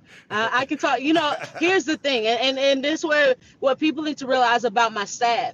Understand, each one of those young ladies, these women are great role models. First and foremost, but all of my staff played college ball. Okay, Empress Davenport played at as an Aggie, I have to say Texas University, but played at UT. Bianca Smith, who's my newly hired, she played at Colorado. Sharni Mitchell, a JUCO product, played at Paris JUCO, and then went over to Southeastern Louisiana and started as their point guard there. And then Hannah Gentry also played at the college level, but she played volleyball. But all of my assistants and the people that will work with our young ladies coming in have been in their shoes before. And so, I mean, why not come learn from people who've already done it and been successful at it? And so, but Empress is a she's a woman who, God, man, I can say a lot about her, but she wants to be better. She wants to be a mentor to these young ladies. She want to give back. She let God lead her steps, man. Wow. And I'm just honored to be a part of her journey. And so she does an outstanding job for us, and I'm excited to have her. And I would tell you, our young ladies are blessed to have her as a coach. Now on staff, you know, you get the girls in, and you know, you've been there, and a lot of the parents are checking in. I notice a lot of times when, you know, college coaches would tell them, oh, so and so, you know, little Jane, she's doing fine, she's doing great, she's really coming along, and then, you know, they'll call back the following week, oh boy, she on top of it, she's doing all this, and so, but then when the season starts, little Jane on the end of that bench ain't touching the court. But then the parents salty because somehow they think they've been led to believe that little Jane is gonna just be wrecking shop because you told them she's doing everything she's supposed to do. So with that being said, at what point as coaches, do you girls, ladies know that, you know, pretty much what your rotation is going to be coming out of the gate? And I add on to that question, modified with one of the young ladies on the roster. We have one of the viewers, and Anthony asked, Dijon Flowers, she's from out of Louisiana, and she played at Live Oak High School. Was she red shirt this year? Okay. To answer the first part, as a coach, I'm very honest. When I'm recruiting the young lady, and when I'm talking to the family, I'm very honest, because I never want the family's expectations to be any different than mine. Okay. And so I let them know coming in, one, you got to earn a spot. I never guarantee a spot. Okay. But through the process, I also I never talk about playing time with the parents. I talk about it with the student athlete, because at some point we got to let them grow up a little bit and learn how to have these conversations. But as I said earlier in the show, you know, the parents are more than welcome to come to my practice so that you can see Lil Jane and how she's practicing and competing against her teammates. And so on these conversations, I early on when we're in preseason, I'm very honest in those conversations. If they can call me anytime to check on the well-being of their child and how she's doing or anything of that nature, and I welcome that. And so I'm honest in those conversations, you know. Hey, she didn't make her sprints today, but you know what? She's on time to class. She's doing a great job coming to study hall. I don't have to worry about her off the court. I'm very honest in those conversations. And then if any of my players want to talk about playing time, my door is always open and we can talk about it, and I'll tell you how you can fix it and my expectations. We openly have those conversations. And so all of my players know that. We talk about roles on the team, and I let them know those roles can change, but your work ethic has to change, or something about you has to change. And so I'm different in that. I can't say that all the coaches are that honest with their players and things of that nature, but I try to be, because I think that's how the real world is. It's very honest. When you go get a job, you're going to know whether you're doing it well or not, you know? And so I want to be open with my young ladies in that case. And about Dijon Flowers, as of now, I have no expectation for her to redshirt. She's on my team. She's doing a really good job, but she's having an adjustment period. And so I'm excited about her. We have high expectations for Dijon to do the same things, if not more, that she did for Live Oak. I love that coach speak. I love that coach speak, coach. Coach, you so good. I told at the beginning of the show, y'all, I told y'all she is good. But you know what though? When you explain it like that, you got parents, I mean, no matter what, you gotta respect it. They don't have to like it, but they gotta respect it. If you just, hey, look Absolutely. here. Hey, I'm gonna tell you what now. I'm gonna tell you what you ain't doing. But you know what? I found some coaches. Not all coaches tell you what you need to do to get back. And coach, tell me this. I love this.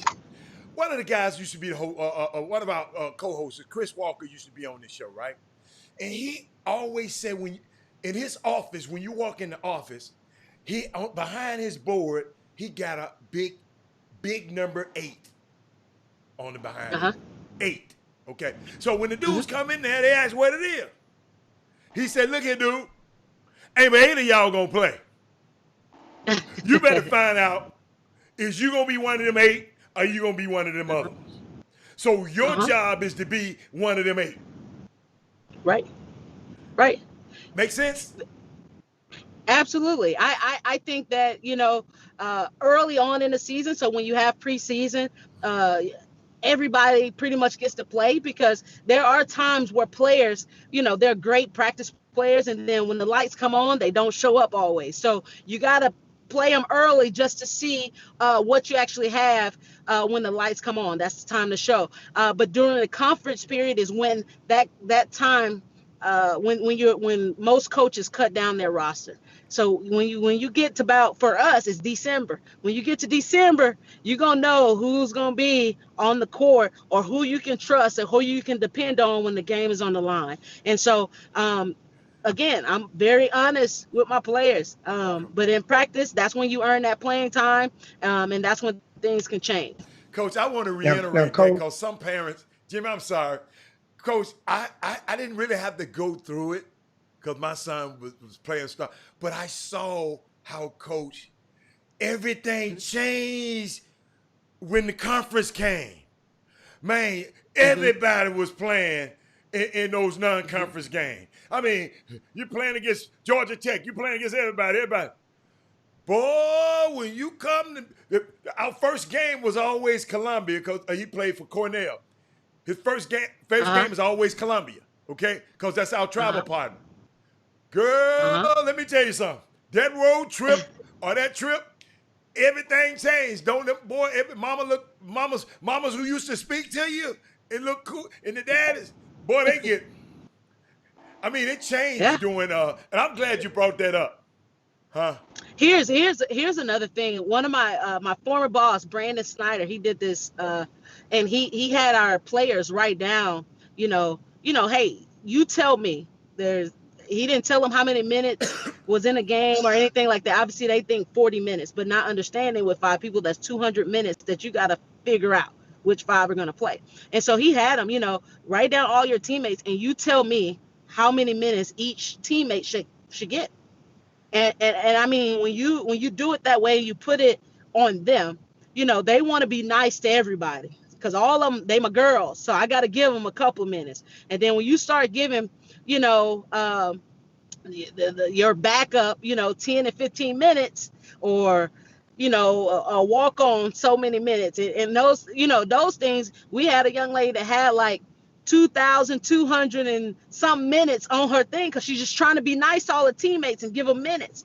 So it's like, well, baby, we're going to be playing for about a week or two, trying to get everybody some game time, and so once you put it like that, then they understand it a little bit more, and understand that, while you're in that game, you better do your part, or in practice, you better do, give 110% to make sure you're earning those minutes. And so those are a couple of things that I, or one thing that I've done to kind of help our players understand how hard it is to manage those minutes.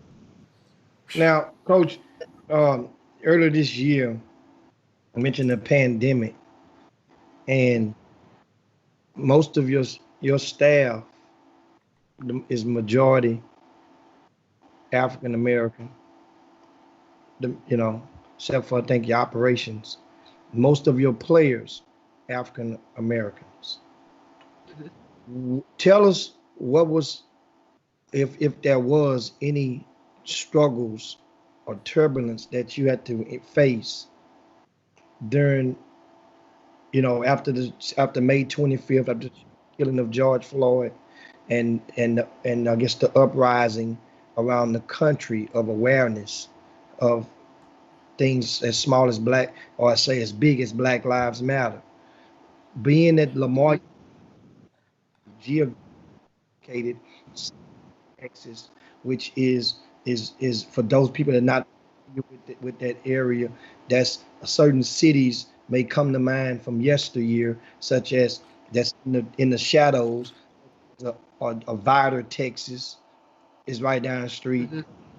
Jasper is a good rock chunk away, and whatnot. Take us back and let us know, how did you overcome, and if there was any type of wake up call received during this summer. we were open. We had open conversations with our players. We gave them a platform to speak openly about what was going on and how they felt about it. And I thought that was really important because they are young women who have, they see it. Whereas, I didn't get to see it a lot. We knew racism existed, but we didn't see it a lot because we didn't have social media, when I was a player. And it wasn't right there in our face. And so as a staff, we wanted to give them a platform. Coach, what school did you go to? What school did you go to? What college did you play at? Texas A&M. And you didn't see it at Texas A&M? Not like that, no. I didn't. Okay, I can't personally say that I saw. Carry on. I think that our players were really open and they trust us in the sense that they could be open in their conversations.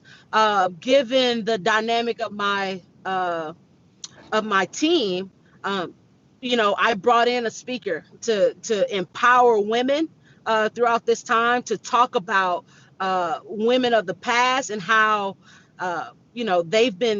women of the past have been shut down and not being able to speak, but how their voices are still being heard when they think that it's not.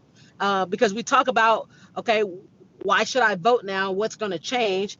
There's a lot that has changed. It just may not change right away, but now you're able to vote. Now we're able to do a lot more things that we were not allowed to do or our ancestors was not allowed to do. And so opening up and giving them a voice. I will also say just last Thursday, our women's basketball program, our women's basketball players led a march on campus. And they organized it all. They got it all together. We marched on campus and I was so proud of them. And Robert, to make a comment of you asking what school I went to, I don't think that my 18-year-old self would have been brave enough to put together a march and to walk around Texas A&M. And I told them. And so I was so proud of them for using their platform and raising their voices and making people aware of the social injustice and in raising awareness to equality and those kind of things and wanting change. And so I was really proud of them. But I think as an athletic department and a university, our president came out and spoke at it. Our AD came out and spoke at it. We had probably over 200 and some people that marched with us. It was an unbelievable deal. I'm so proud of them for having the courage to stand up against the social injustice and the things that are going on in our country right now.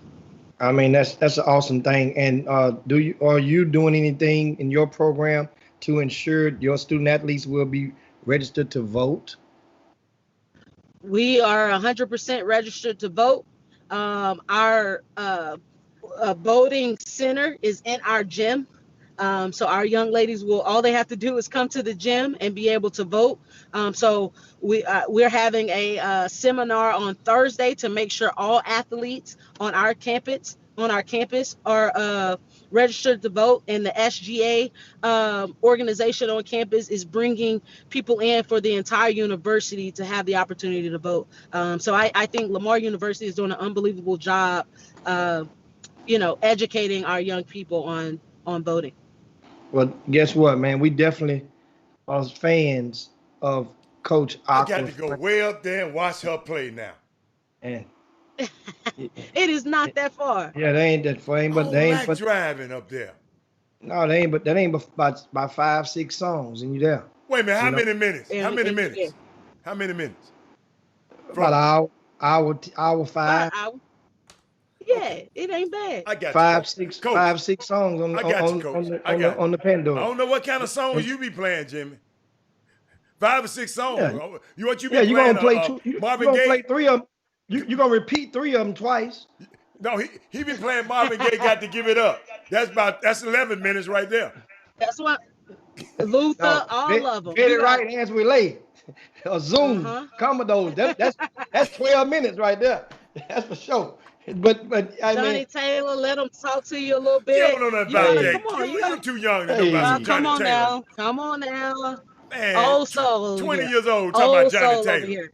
say Al, Old soul over here. Hey, I Al, appreciate that 20 years old though. You heard that, didn't you? I got yeah, she from Tyler, Texas. Now she a finger snapper. Oh, She Earl got Campbell. she got them fingernails. She a finger snapper. Show me your finger. Absolutely.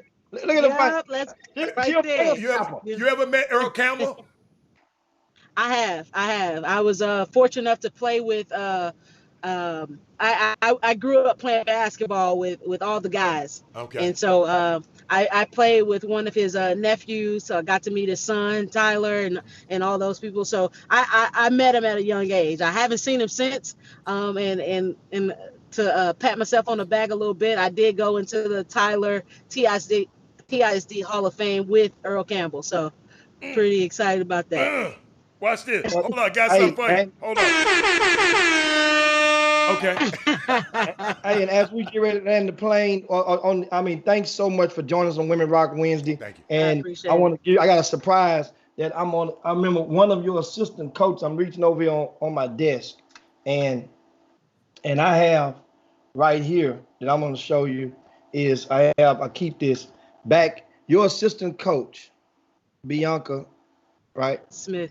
She was at Bel Air, and her teammate name was a star player as well, named Jasmine Hardman. During that time, I published a magazine in Houston, and this was one of the centerfold of that magazine in that year. That centerfold, you'll see Jasmine Hardman. Jasmine went. You can't forget Kelsey Bone played at A&M too. You can't forget about her. Kelsey came the year after you left, right? And Kelsey came in there from South Carolina. Don Staley had got Kelsey over there. But these girls, this was H-Town back in those days. You see the Rick McKay right there at the bottom, and that was a nice class from H-Town. And a lot of you guys didn't know. I told you I covered girls. I not covered them, but I acknowledged them every year in the magazine. And then had a little write-up. That was the part of the centerfold as well. And shout out. Absolutely. It took me to a blast to the past because she's a teammate of the backcourt mate of Bianca Smith back at Bel Air High School. Absolutely. Yeah, man. Yeah, she's over at Dobie High School as a head coach now. As a head coach. Yeah. Absolutely. So thanks. And so just to tell you, all of us played on the same AAU team with Houston Elite. So we all in one circle.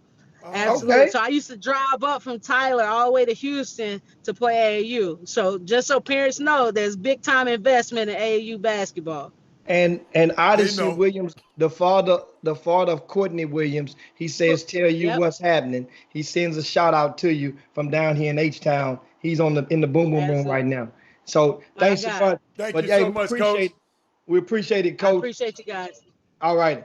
Thank you so much. All right, thank you, guys. That's Aqua Franklin, head women's coach at Mall. And guess what? Hey, it's Chocolate City down there. Coach, and, all right, man. And getting it done. And my guy Tick Price down there, shout out to Tick. He's been on the Chop Shop a couple of times at Lamar to getting things done down there as well. And you know what? This is what it's all about. If you know a women's basketball coach that you want to nominate for the Chop Shop in the future, send us an email, chopshophtx@gmail.com. chopshophtx@gmail.com. And Jimmy, I got another announcement before we get off the show.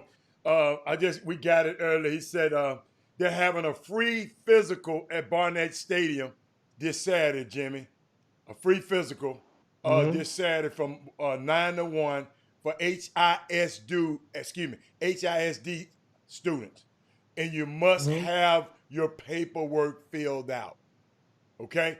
At Barnett Stadium this Saturday from 9 to 1 for HISD students, I think only. That's all they said. All students must have paperwork filled out. I wanted to pass that on before we go too far. What else we got? So, well, lastly, we're definitely going to get right into it. We're going to say, Alla, what the hell happened to them Clippers last night, boss? Them Clippers took it on the chin. They got eliminated by this Denver Nugget team. And I remember when Denver was playing Utah, and I said it. I say Denver would give the Clippers a much better series than my opinion, than Utah would have. This Denver matched up better and created more problems than Utah would have been. They didn't just create problems; they eliminated them. Did you see what the coaches had on last night? Did you see what the coaches had on last night? The Clippers had on their fuchsia units, the tops. It's salmon. And it's called salmon.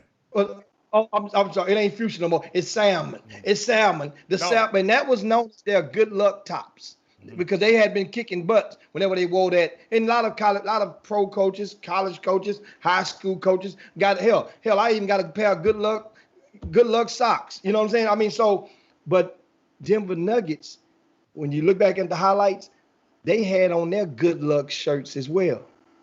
They were in Tiger wore red on Sunday. They had on black, all black. And I don't know the connection, but I read that the all black was because the head coach, has some type of connection or fondness to Johnny Cash, if I'm not mistaken, the country singer. So he had they had been kicking butt every time they wore them black tops. And sure enough, last night, and it happens every year in a playoff run, there's going to be that one player who punctuates himself and to the respect factor to another tier. Murray has done that.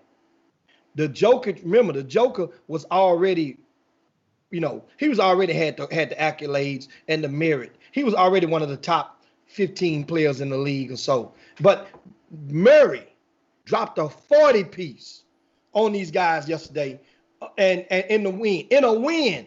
This dude outscored Kawhi, Paul George. Hell, throw Patrick Beverly in there too. I don't know. Patrick Beverly had about 11 points. Put on a show. What happened to Paul George? Remember I said it. Just because you came out and say about mental health, that don't mean you over it. Just because you had a good game. So I said time will tell. I said it last. I said time will tell. And sure enough, Paul George went back and sunk to a sunken place. 0 for 11 in the fourth quarter. Paul George was 0 for 11. Well, in the words of Kendrick Perkins, he said a hard start pumping Kool-Aid. They couldn't guard a senior citizen at recess at a nursing home. They were 0 for 9 in the beginning of the fourth quarter. Let me give you a fun Clipper fact. These same Clippers, they traded more first-round picks, 5, for Paul George than he had field goals last night in Game 7. Let me tell you something. I sit there and thought about everything you need to know about the Lakers and the Clippers. The Clippers, y'all, the people who don't know, some of these people know it all. But some people might know this. The Clippers have never, ever been to a Western Conference Finals in their 50-year history. And the Lakers, I'm just throwing the Lakers have made it back for the first time in 9 years. They had a long drought. And that was the Lakers' longest drought in history. These guys didn't show up, man. I mean, Jim, you want to make light of it, but these guys didn't show up to play. I saw a certain amount of arrogance. I know some certain things that went on in the bubble. I'm not going to talk about it. But Denver realized we can play with these guys. Here's a historical note on the Nuggets, y'all. This season alone, in the postseason, the Nuggets have won 6 elimination games. 6 games with their backs against the wall. Win or go home, if you didn't know what that means. They have won 6, right? Check this out. The only other team in NBA history to do that in a single postseason, Jimmy, do you know? Do you know? You know? The only other team to do what? The other team to ever do that in a single postseason. Have 6, win 6 back to the wall elimination game. That's all. Probably Houston Rockets did in the Clutch City championship. No, not elimination game. It wasn't six. I'm gonna tell you. I'm gonna help you. The '94 Nuggets did it with Dikembe Mutombo. That's when he was no on Seattle. If you was old enough to remember that, and you know some of these people kind of young. They knocked Seattle off. That's when he started doing that no. But last night is going to be remembered for a long time, ladies and gentlemen.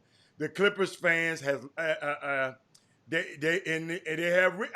choked. That's one word that you didn't use. I'm just I'm not coming on here to talk about nobody. I'm coming to give historical fact. I'm not messy like that. I think. What choking? Yeah. Using the word choke. Yeah, using the word choke. In my opinion, I think they did. I haven't remember. I just I think they choked. Which one of them? Not just as much as the 3-1 aspect, but blowing double-figure leads. I'm talking about the whole series. The actual performance last night. It took them 7 minutes to score in the fourth quarter. Playoff P had more turnovers than points. He hit the back side of the backboard twice. It was a historic choke job, man, combined with a spectacular, not going to take away, Game 7 performance from the Denver Nuggets. 2 straight series, down 3-1. Joker is the truth. The people who didn't think, called him slow, here's the truth. Let me say, he's at minimum right now to me, Jimmy. He's a second-tier superstar, right behind the MVP guys. He's second tier. That's to me. I don't care what nobody else says. He's a first-tier superstar in this series, though, and in this game. He totally eviscerated Kawhi Leonard in this game. Really, in the back half of the series, but especially in this game. Paul Millsap, y'all. The man has 6 points and 3 rebounds. But them 6 points he hit, them 2 threes he hit, what you would have thought he was killing, but those 2 threes broke their back. Murray, 40 points. Portland got on the thing and started trolling them guys last. They tore a new. I don't know if y'all looked at the. I don't know if y'all looked at the social media. Patrick Beverly and PG3. I've never seen nothing like this, man. Hold up. One of the guys said, yeah, I'm going to tell you something, Jimmy. I'm going to tell you, I never seen nothing like this. Let me tell you what this reminds me of, because I was there. In the Heat in the 2011 finals, it was 6 games. It wasn't 7. But they was up 2-0 against Dallas. That's the only way I felt like that when the Heatles didn't beat Dallas. And from the second they signed Kawhi and Paul George, I ain't going to tell you no lie, I thought they were the favorite. Soon as they signed these 2 guys. Got to understand, I saw it. But the rhythm, to me, the rhythm was not there. Kawhi stunk. Paul was not worth it. Usually when you go down 3-1, most teams, guess what they holler, Jimmy? I'm going to put it on the screen.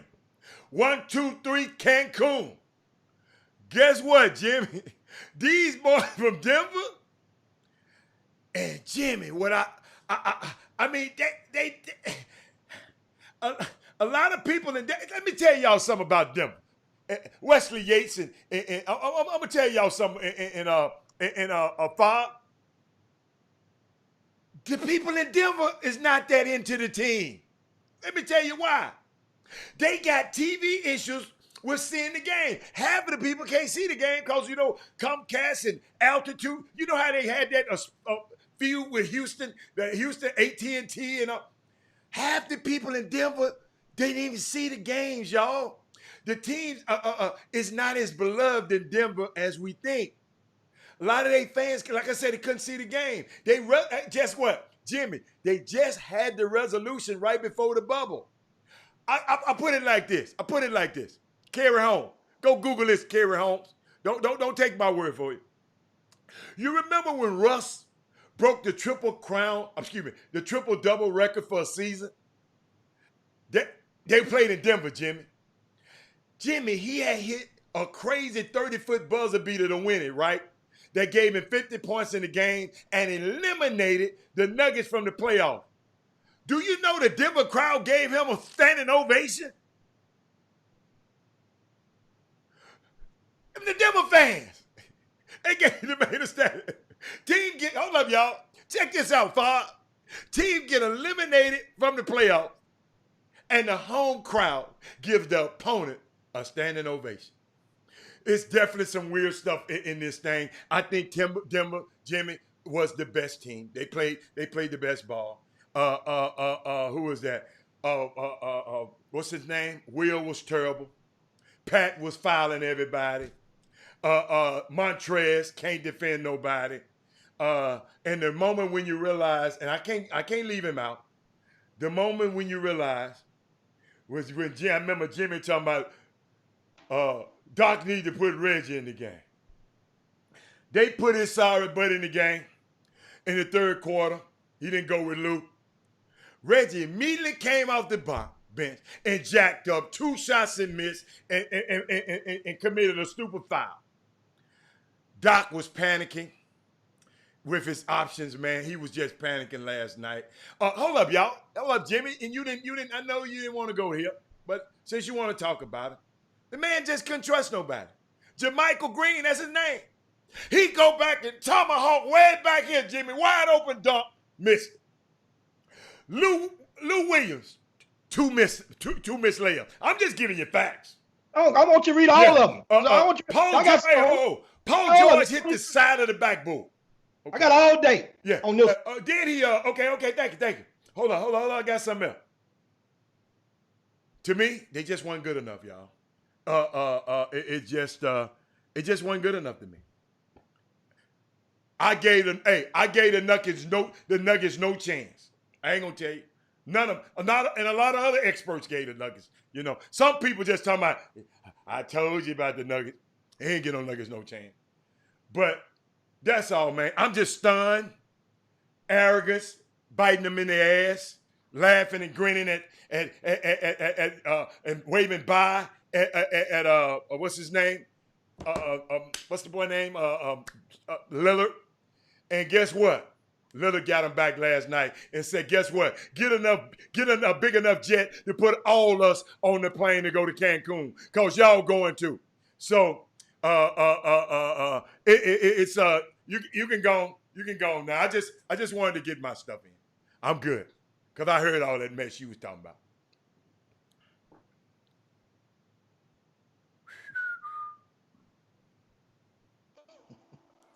Boy, you got good ass whoopings and you got bad ass whoopings. Last night was a good ass whooping. The good ass whoopings make you go and shake the other team hand and hug them all. That bad one, you ain't want to. It's like, man, I'm gone. That was a good one. You saw how many hugs they had after the game. If that had been a 1-point win at the buzzer, had been like Mr. Smack. They know. They mean the Clippers. They were the most arrogant. Going into this. So you just gonna repeat what I'm saying? Okay. No. Give me something new. Give me something I ain't said. Give you something new? Give me something I ain't said. A whole bunch. In the second half for the games 5 through 7, Kawhi was 10 for 35 in games 5, 6, 7. That's since it was 3-1. That means those in the elimination games. In the second half, he was 10 for 35. You ain't say that. Paul George was 8 for 30 in those same second halves, 26%. You ain't say that either, right? In games 3, 4, and 5. Okay. The second half scoring by both teams in games, I'm sorry, I said 3, 4, 5, 5, 6, 7. Game 5. In the whole second half, the Clippers scored 49 points.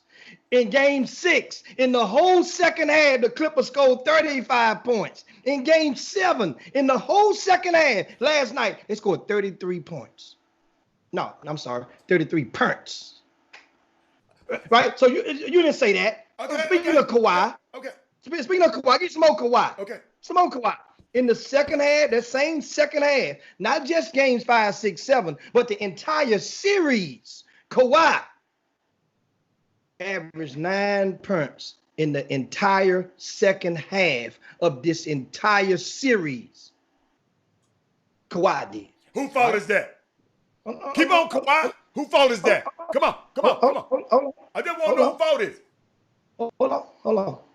When Magic Johnson came on social media, couldn't wait, and he poured gasoline on the fire that was burning the boat of the Clippers. And Magic goes and he says, the Clippers choked again.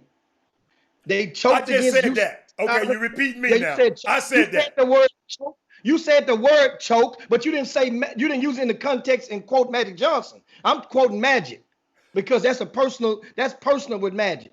You didn't say the same exact. Okay. I'm quoting Magic Johnson. That means it came from Magic. It's so profound because it came from Magic. Boy, these folks with this being a group. Don't be no groupie like that, man. No, don't do that. Don't do that. Don't do that. I just said choke. Give me something. I just said give me something I haven't said. I said choke twice. Hold on. You talking about Magic Johnson said it. Hold on. Magic Johnson said it. I'm quoting Magic Johnson. I'm not talking about what you said or the next person. I'm quoting Magic Johnson. I asked you. I said, give me something I ain't said. Let me quote Jim Hicks. Okay. Let me quote Jim Hicks, Negro. There's no such thing. Let me get close to this microphone. Look, there's no such thing as a bad game in a big game. That's called choking. That's Jim Hicks back in 2007. And I used it. I brought it back last night on Twitter. You're messing up the feed when you do that. Now you can't put that in like that. You keep it where it was. All right. So now, Jim Hicks used the word choke last night after the game. So that's what I'm explaining to you. Now that means you quoting me. I said that last night. I'm just giving you something that Magic said. Guess what? I know that you understand something else you didn't say. Kawhi Leonard and Paul George just cost Sam Cassell a job. They might have just cost Tyronn Lue a job, because Tyronn Lue, the ask is now, you see what they do. Excuse me, a head coaching job, because he still got a damn job. I'm talking about a head coaching job. Okay. About a head coaching job. They cost him a job. I mean, a pay raise. You don't know. You know what? You can never know that because you're not an owner. It's 30 of them on the planet. You're not one of them. It's just your opinion. Okay.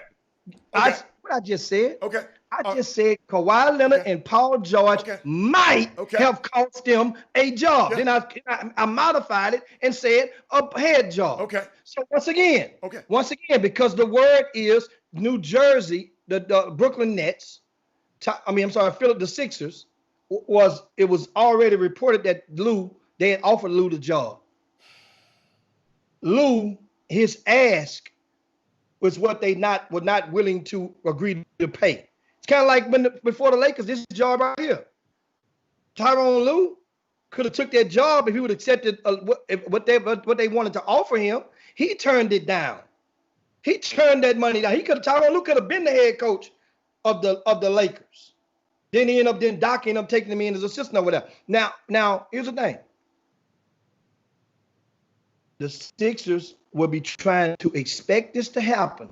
They're expecting them to try to walk down and use leverage with other coaches to walk the number down from Tyronn Lue. And that's business, that's economics. But once again, Paul George, Kawhi Leonard, all this Kawhi stuff, Paul George, all of the draft picks, I ain't gonna go through that because you just mentioned them a while ago, and that they gave up for this dude. And then then on top of that, they don't have a first round pick to like 2027. The Clippers. Ooh, man. Like I said, this is the first time in my life watching the NBA that the young teams, at a rise in the playoffs. I was looking at Miami, Boston young, Miami, Denver, Dallas played great. I think I mentioned that in the monologue. Phoenix were great. Like I said, Milwaukee was awful. Old team. Houston, old team. No draft picks. Awful. Clippers, old team. Awful. Only LeBron and the Lakers are playing well because of LeBron and his leadership. The bubble has helped to me younger teams. No crowd, no travel. They had to adjust too much, just come in. They used to playing like this. Why? I look at Kawhi now, and I know it's disappointing now. And I love how eloquent you gave all those. But pre-bubble, they were 12-1. And I thought about it, ladies and gentlemen. I'm gonna leave y'all with this one. All our lives are shaped by our choices. We can blame our parents, we can blame the president, we can blame our neighbor, we can even blame our brother-in-law. Our lives are overwhelmingly shaped by our choices. Kawhi Leonard, the guy he just bashed. You got any more? You might have some more. Kawhi Leonard had 3 choices after winning in Toronto last year. He could have stayed in Toronto. Great GM, great head coach, 2 emerging stars, Pascal Siakam, Fred VanVleet. In the East, he was in the East where he can eat. Then he had another choice. Could have went to the Lakers. Lakers already had AD and LeBron. He didn't want to go. I said, choices in life. Our choices in life. But guess what? He chose the Clippers, a franchise with a losing history, a coach who has struggled in the playoffs, Doc Rivers, Paul George, who shrinks in the playoffs. He chose the wrong one. I'm a Doc Rivers supporter. I love Doc. Well, maybe it's just that simple. It might be the bubble component. But I thought about something, y'all. Kyrie left LeBron. How did that work out? Paul George stayed in OKC. Could have had LeBron, could have went to LeBron first. Guess what? He didn't answer the phone and stayed out there with Russell. How did that work out? Ty Lue. That's what made me remember this, Jimmy. Why I'm bringing this up. Ty Lue could have coached the Lakers. He wanted more money. Wanted more years. And he want more money for Philly right now. He about to price himself out. How did that work out for him? Could have stayed with LeBron. I chose LeBron. LeBron and AD was already there, y'all. So all I'm saying is, ladies and gentlemen, in our lives are shaped by our choices. We can blame everybody else. Kawhi, you sit there and talked about how bad he was. You talked about he was terrible. He was terrible. Terrible. But he had a choice. He chose it. And guess what? It's all right. Okay. Now, can Denver beat the Lakers? Denver playing with house money right now. I asked the question, do anybody think that Denver can beat the Lakers? Anybody in the finals of the Eastern or the Western Conference can win.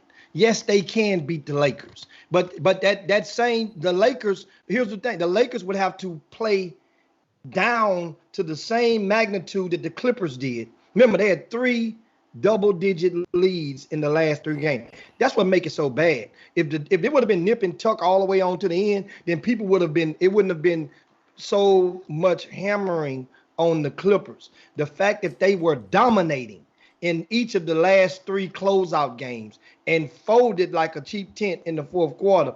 And then of course, then you factor in the other stuff like you mentioned with the guys with the Blazers and stuff, talking all that smack to them.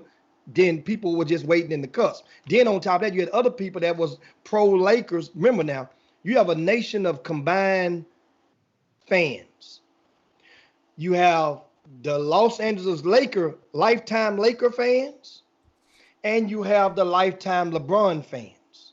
They have combined, they've consolidated for this in holy matrimony right now. So that means when Kawhi Leonard, and well, it wasn't Kawhi, well, he had to okay it, but New Balance put that commercial out. And beginning of the season, opening night, they run that commercial. This, basically, this my city. That people cake score. They noticed that. That was a statement, and it was directed at LeBron. It was directed at the Lakers, and people were just waiting. If the Lakers would have lost first, the Lakers would have got the same type of hammering. I promise you that. Yes. It just happened to be the Clippers. So it just happened to be the Clippers that fell first. So I'm glad y'all hammering what's his name? Kawhi, the quiet one. He gonna go and disappear for 2 months. You ain't gonna hear from him. You know, from the other side of the fence, or a lot of people, I'm gonna tell you something. But a lot of this stuff, and you see a lot of the media, let me tell you where it's coming from. If you and I don't expect for everybody to be taking notes on everything that every media person says. Here's how the game goes. If I pump you up and put air in your tires, and your tire roll down the boulevard and has a blowout, I'm gonna be mad at the tire.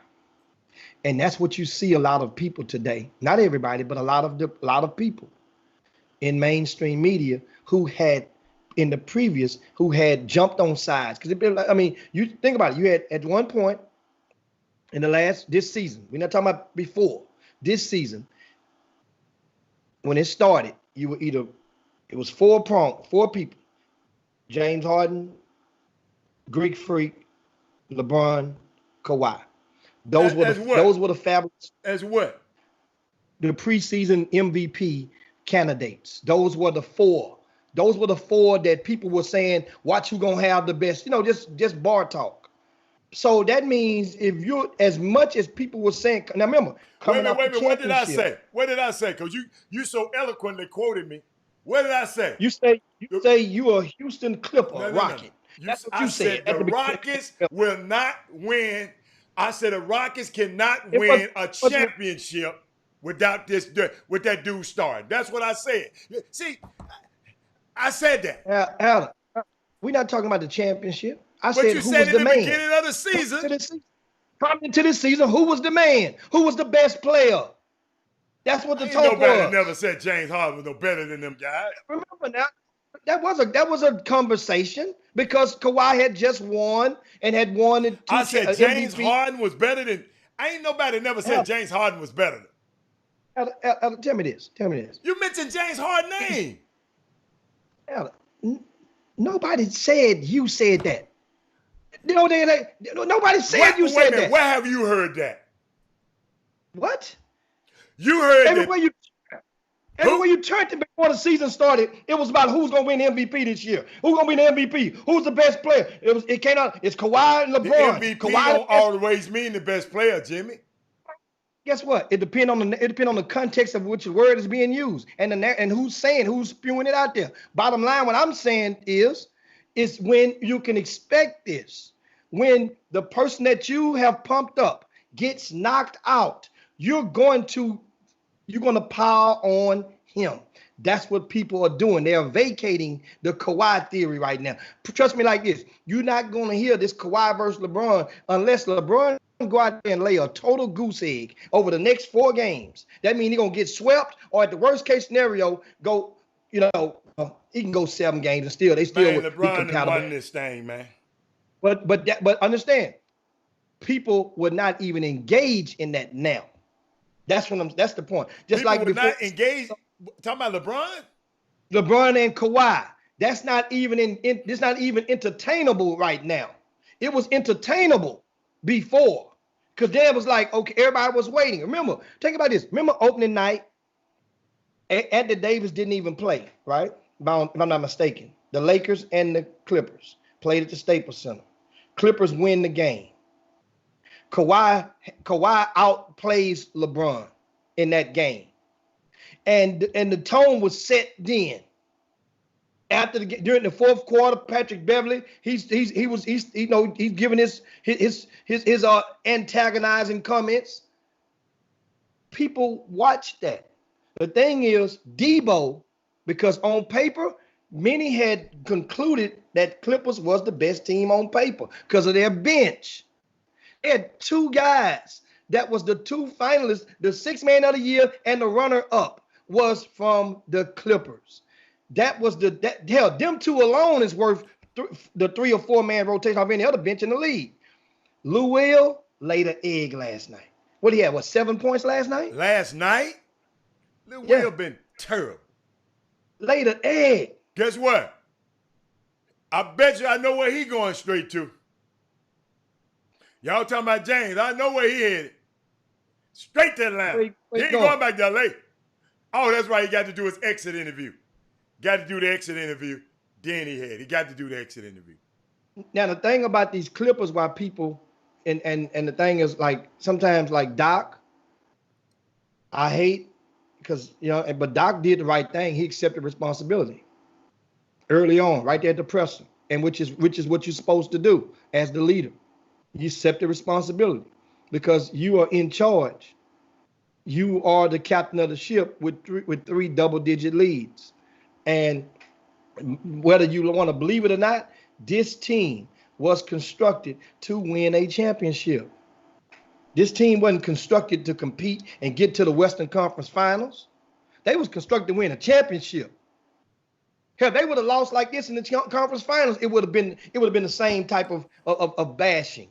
It was some extenuating. I understand it is constructed that way, but what Montrezl Harrell ain't played in 6 months. I mean, Lou Williams they mind, man, this game's a mind. Man, you got them guys, after them guys got 3 up. I just don't understand. You're up 3 up, and ahead by 15 points, and let these little guys come back and beat you. Let me tell you something, man. That's almost unheard of. And then come back the next game and did the exact same thing. So we can say, I don't know, your coaches out there. Well, Trey Phillips. If your girls lose a 3-1 lead, and up 20, 15 in one game, and 19 in another one, or Ken Gamble, I'm talking all new coaches. If your team is got the advantages like that, and you lose, is it the players' fault or the coaches? I'm just trying to figure out. what Doc talking about. I'm talking about Doc because I'm lying. I'm blaming Doc, and I don't know the reason I'm blaming Doc. I just always blame the head. So Ken Gamble, have you ever had a situation? I know y'all don't play 3-1 and up. Get a scenario in what you've been doing. And Corey, you probably done coached some teams before. I'm just trying to figure out who is at fault, the players or the coach. That's all. From you coaches. Everybody on there talking about y'all be coaching. Every day I got a foul. Where you at? Answer that question for me. Let me see how many coaches. What Bobby Benjamin at? Rodwell, no, you ain't coaching. Barry McDonald, didn't you coach? I know I got a 10. Kelton, I know you coached. Todd Holmes. I just trying to, what Miss Kim? Well, Kim, you probably done coach. You done probably did everything. I just want to know. NBA is, I said that, listen to me, Ken Gamble. I said that on the phone with somebody this morning. Get what he asked me. What you mean? NBA is a players' league. He said, what you mean? I just want to know. Players' fault, okay. I got you. I'm blaming Kawhi. I think I'm blaming Kawhi. I think the common formula, like with that question, who do you blame? Mm-hmm. I think a lot of you guys, as you answering this, you have to factor in as said, in this situation, who do you blame? Not in every situation. No, but no. Yeah, I'm saying. But I really want to know what they thinking too, cause they coach. I know. I'm Yeah. just saying. But we're talking about this situation, or are you talking about in any situation? No, I'm talking about in this situation, but I wanted to talk to coaches and I want them to parallel something that happened to them before. I just want to know whose fault is it? Because I would think that on the normal circumstances, like I say in the pros, it's a players league. But in this particular situation, it happened. Lightning struck and hit the same tree 3 times. They were up double digits in the second half. 3 consecutive games. That's a whole different ingredient to throw into the gumbo than a regular loss. Double digits, 3 different ways, and you pretty much lost. Take away Kawhi melting down in his last game, but the rest of everybody else pretty much just did the same thing. You let them beat you pretty much the same way. I got a question. That's what I was waiting on, Jimmy. I got what I wanted to hear. Because I hear people talking about making adjustment. Because they be watching. That's why I don't never listen to the commentators. Because I don't want to hear what the hell they talking about. Tell me what adjustments they could have made to stop the Joker. Take the pick and roll out of the middle of the floor. That's what I was thinking. Because they was working that middle of the floor and he had too much room. I'd have forced that pick and roll to the sideline. I'm playing Monday morning quarterback, a Monday morning coach right now. What adjustments would you make, Ken Gamble? Because he was tearing us up on that little pick and roll. And then when they came and tried to double, what's his name? Like they do James Harden, double Jamal Murray, he kicked it to Joker. Joker went to work right there in the middle. Them guys was coming off slants and everything. I'm just trying to say, what could you do? What could you do coaching wise to prevent that? Oh yeah, the double teams were lackadaisical. You're right. Yep, you're right. I'm just trying to find out, y'all. I'm trying to help. That's all. I'm going to call Sam later. Guess what, Jimmy? I ain't called that nigga in these 3 games. I ain't called him. I don't like to call nobody when they lose. Somebody sending me and you some text this morning. Man, I ain't trying to text that man. Well, Sam done text somebody earlier this morning. We saw the transcript of the text messages. Yeah, but he didn't say much. He ain't say much. Well, he said enough. How? What you mean he didn't say much? What'd he say? You didn't. I'll read. Tell me what he said. Tell me what he said was much. Let me go find this thing. I got it. He didn't say much. It was a very vague conversation. I'm trying to find it too. Here you go right here. Okay. What he said, I say he didn't say much. He said enough. He says, our role players didn't do their job. So that means Lou Williams and Montrell Harris. I'm saying that means he point the finger at the players. Now, that's what I'm saying. So that's saying a lot. That's not that much. They roll. That's evident to me too. Well, last night, so do you think what Doc said at the podium was basically coach speak? Of course. Doc is the captain. Sam said, like I told you, this ain't much. Is this much to y'all?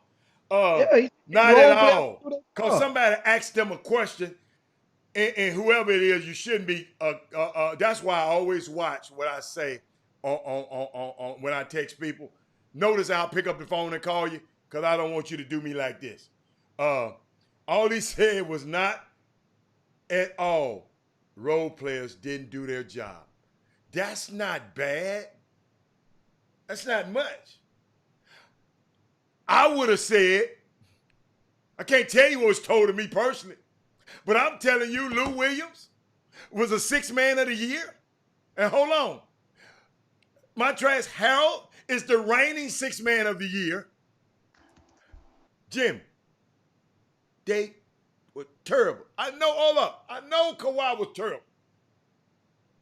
But 6th man of the year, 2 years in a row, the last 3 years in a row, that means a lot in the NBA. So I just wanted to know. I mean, hey, that's all right. The Rockets could, Jimmy, I don't know, you talking about the Rockets could have signed Butler. Rockets weren't going to give all that for Butler. Okay, no. They could have signed him. They could have signed Butler. They didn't want. They could have signed him. They made a decision. We would have been in the same position now. I mean, who knows? Who knows? They could have signed. Could have got Butler. They decided to do the trade with Chris Paul and get Westbrook. They could have got Butler. They went what they wanted to do, which I'm not mad at them. Choices and consequences. But Jimmy Butler is sure looking like he making less money than Chris Paul. I just never seen to me personally. I just never seen two All-Stars like Tom said. Todd Holmes said, I've never seen two All-Stars play like that in the game, in the same game. That's hard to find. Two of them stank up the joint. All-Stars. One's supposed to be one's an MVP of the playoffs last year. Wow. Millsap changed the series. Morris usually want the smoke. He didn't want none of that Louisiana Tech smoke. He didn't want none of that Ruston, Louisiana smoke. He normally bringing the smoke. But you know what? It's all good. Hey. When the game start? No, that's Saturday. They don't play the Friday. No. Friday. Saturday. No. Wait a minute. It's Friday or Saturday. It's one of those two. It's not the other series is 2 days. They supposed to wait 2 days, 48 hours. That's what they told me. I want to say Saturday. Friday. It's Friday or Saturday. I know one of the two. I know. It's supposed 48 hours. So who played? Oh, don't nobody play tonight. It's a rest night tonight. Yeah. You're gonna play Thursday and Friday. Rest night tonight. Guys. Well, hey, y'all. I think that Jimmy, I did want to cover some. Oh, it's too late. We'll cover tomorrow. I got to get on up out of here. But we understand. Guess what, guys? This is where it goes. And a lot of people should learn with so many times, if you can dish it, you got to be able to stand there and take it. With some of these guys, you put so much stock in a lot of the teams and don't get, and don't allow yourselves, guys, to go and get into a wreck, talking with some of your, mess up some of your friendships over these NBA playoffs. These millionaires, they're going to be okay no matter what. Keep it good and fun. Keep it above the belt.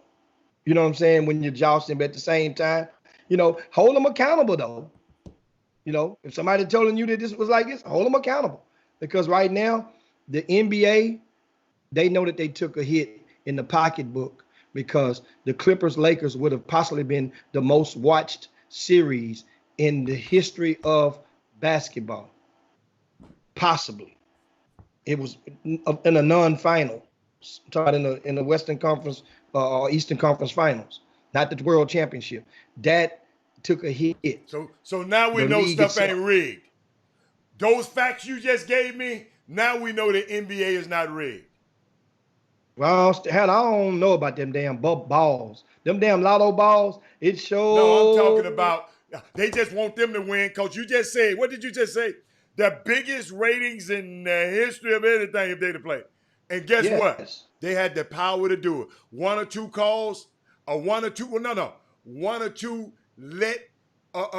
fouls let go by. Because them boys foul them boys every time. And joking them didn't miss no free throw.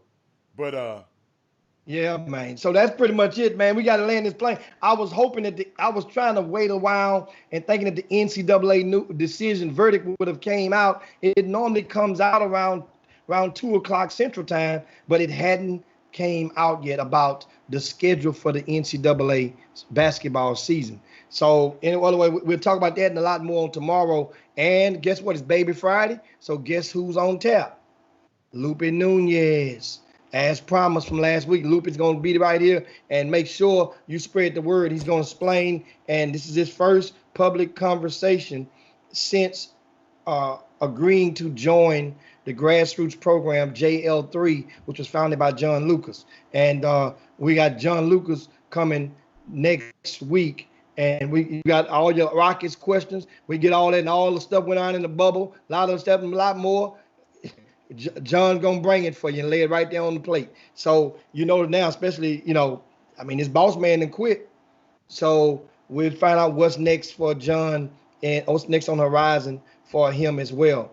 And we're rooting, because here's the thing, man. I'm rooting. The thing, I'm really understand. That's like my last closing words. I wanted to see the Clippers and the Lakers. You see, I wanted Denver to do what they did, was to take them to the cliff. Not this Clipper team. A little bit. You know, sometimes I want you to scam. I didn't want you to shoot them. So that's what I wanted Denver to do. I didn't want them to shoot the damn people. So because I wanted to see the Clippers and Lakers, because that would have been a legacy game for at least 4 different players combined would have their legacy would have been chiseled off of that series. I ain't feeling sorry for them. Millionaires. I ain't feeling sorry for them. Okay, you don't feel sorry for them. Also, if the Clippers win, then Sam Cassell is that one step closer. I feel sorry for him. He's a millionaire too. One step closer to get to possibly getting he know the I don't Houston feel Rockets. sorry. You don't feel sorry for nobody who can ride on a private jet anytime they want to. I don't feel sorry for them. Only thing you know what? That particular Clipper team and the way those guys were acting and the stuff that I can't say, let me tell you something. They didn't deserve to go play against the King. Excuse me, LeBron James. They didn't deserve it. Them guys fine. Don't listen to me, y'all. Like y'all was mad. James Harden, he flew back here and went to the turkey leg hut. What the hell you want him to do? No, that part wasn't a problem, Hatter. You ain't got to take pictures. Them people were taking pictures of him. He posing with the hooker in his hand. That's the thing. You got the hooker in your hand. Dude. You ain't got to pose with the hooker in your hand. The hooker, whatever they call that thing. Guess what? I don't know how it feels to have $400 million coming to me in the bank at 20-something years old, 30 years old. I just don't know how that feels. And got the world at my feet. Hey, you might do a little different. They do stuff different. I don't even talk about that. I was going to bring Andrew Gillum up, talking about him and his wife, talking about he bisexual. But Jimmy, let's get out of here, man. You gonna have me. Jimmy, them guys do different stuff from there with what we do. I'm just telling you. Say, and Rod Wells, we're going to talk tomorrow, Rod Wells, because the Dodgers and the Padres, they cap off their series today. Yanks got them last night 3-1, but the Padres, you know what? Padres was only a game and a half behind. Had they would have won yesterday, they'd have been a half game behind the Dodgers. Now they're 2.5 games back. Win today, they be back a game and a half behind. Them Padres, them and the Dodgers is a 3 o'clock first pitch for that series. Anyway, guys, hey, man, what a great day. Make sure you share the show if you hadn't done so already. A lot of you guys hadn't shared the show, but do that for us. Also, on the YouTube feed, give us a thumbs up if you would as well. We appreciate everybody. On behalf of Robert Hatter, Jim Hicks, it's time to slide on down Dino's back, guys, and yabba dabba do this thing on this Women Rock Wednesday. See you guys in 21 hours. Peace. I just sent you a text, Todd. We out of here. Todd wanted to know who I was talking about. Jim Hicks. Rob Hatter. You are now tuned in to the Chop Shop. I'm Retro. Let's get it. We in the Chop Shop. We live in the Chop Shop. We talking sports talk. We live in the Chop Shop. We in the Chop Shop. I'm talking sports talk. So turn your dials up. It's live in the Chop Shop. We in the Chop Shop. We live in the Chop Shop. We talking sports talk. We live in the Chop Shop.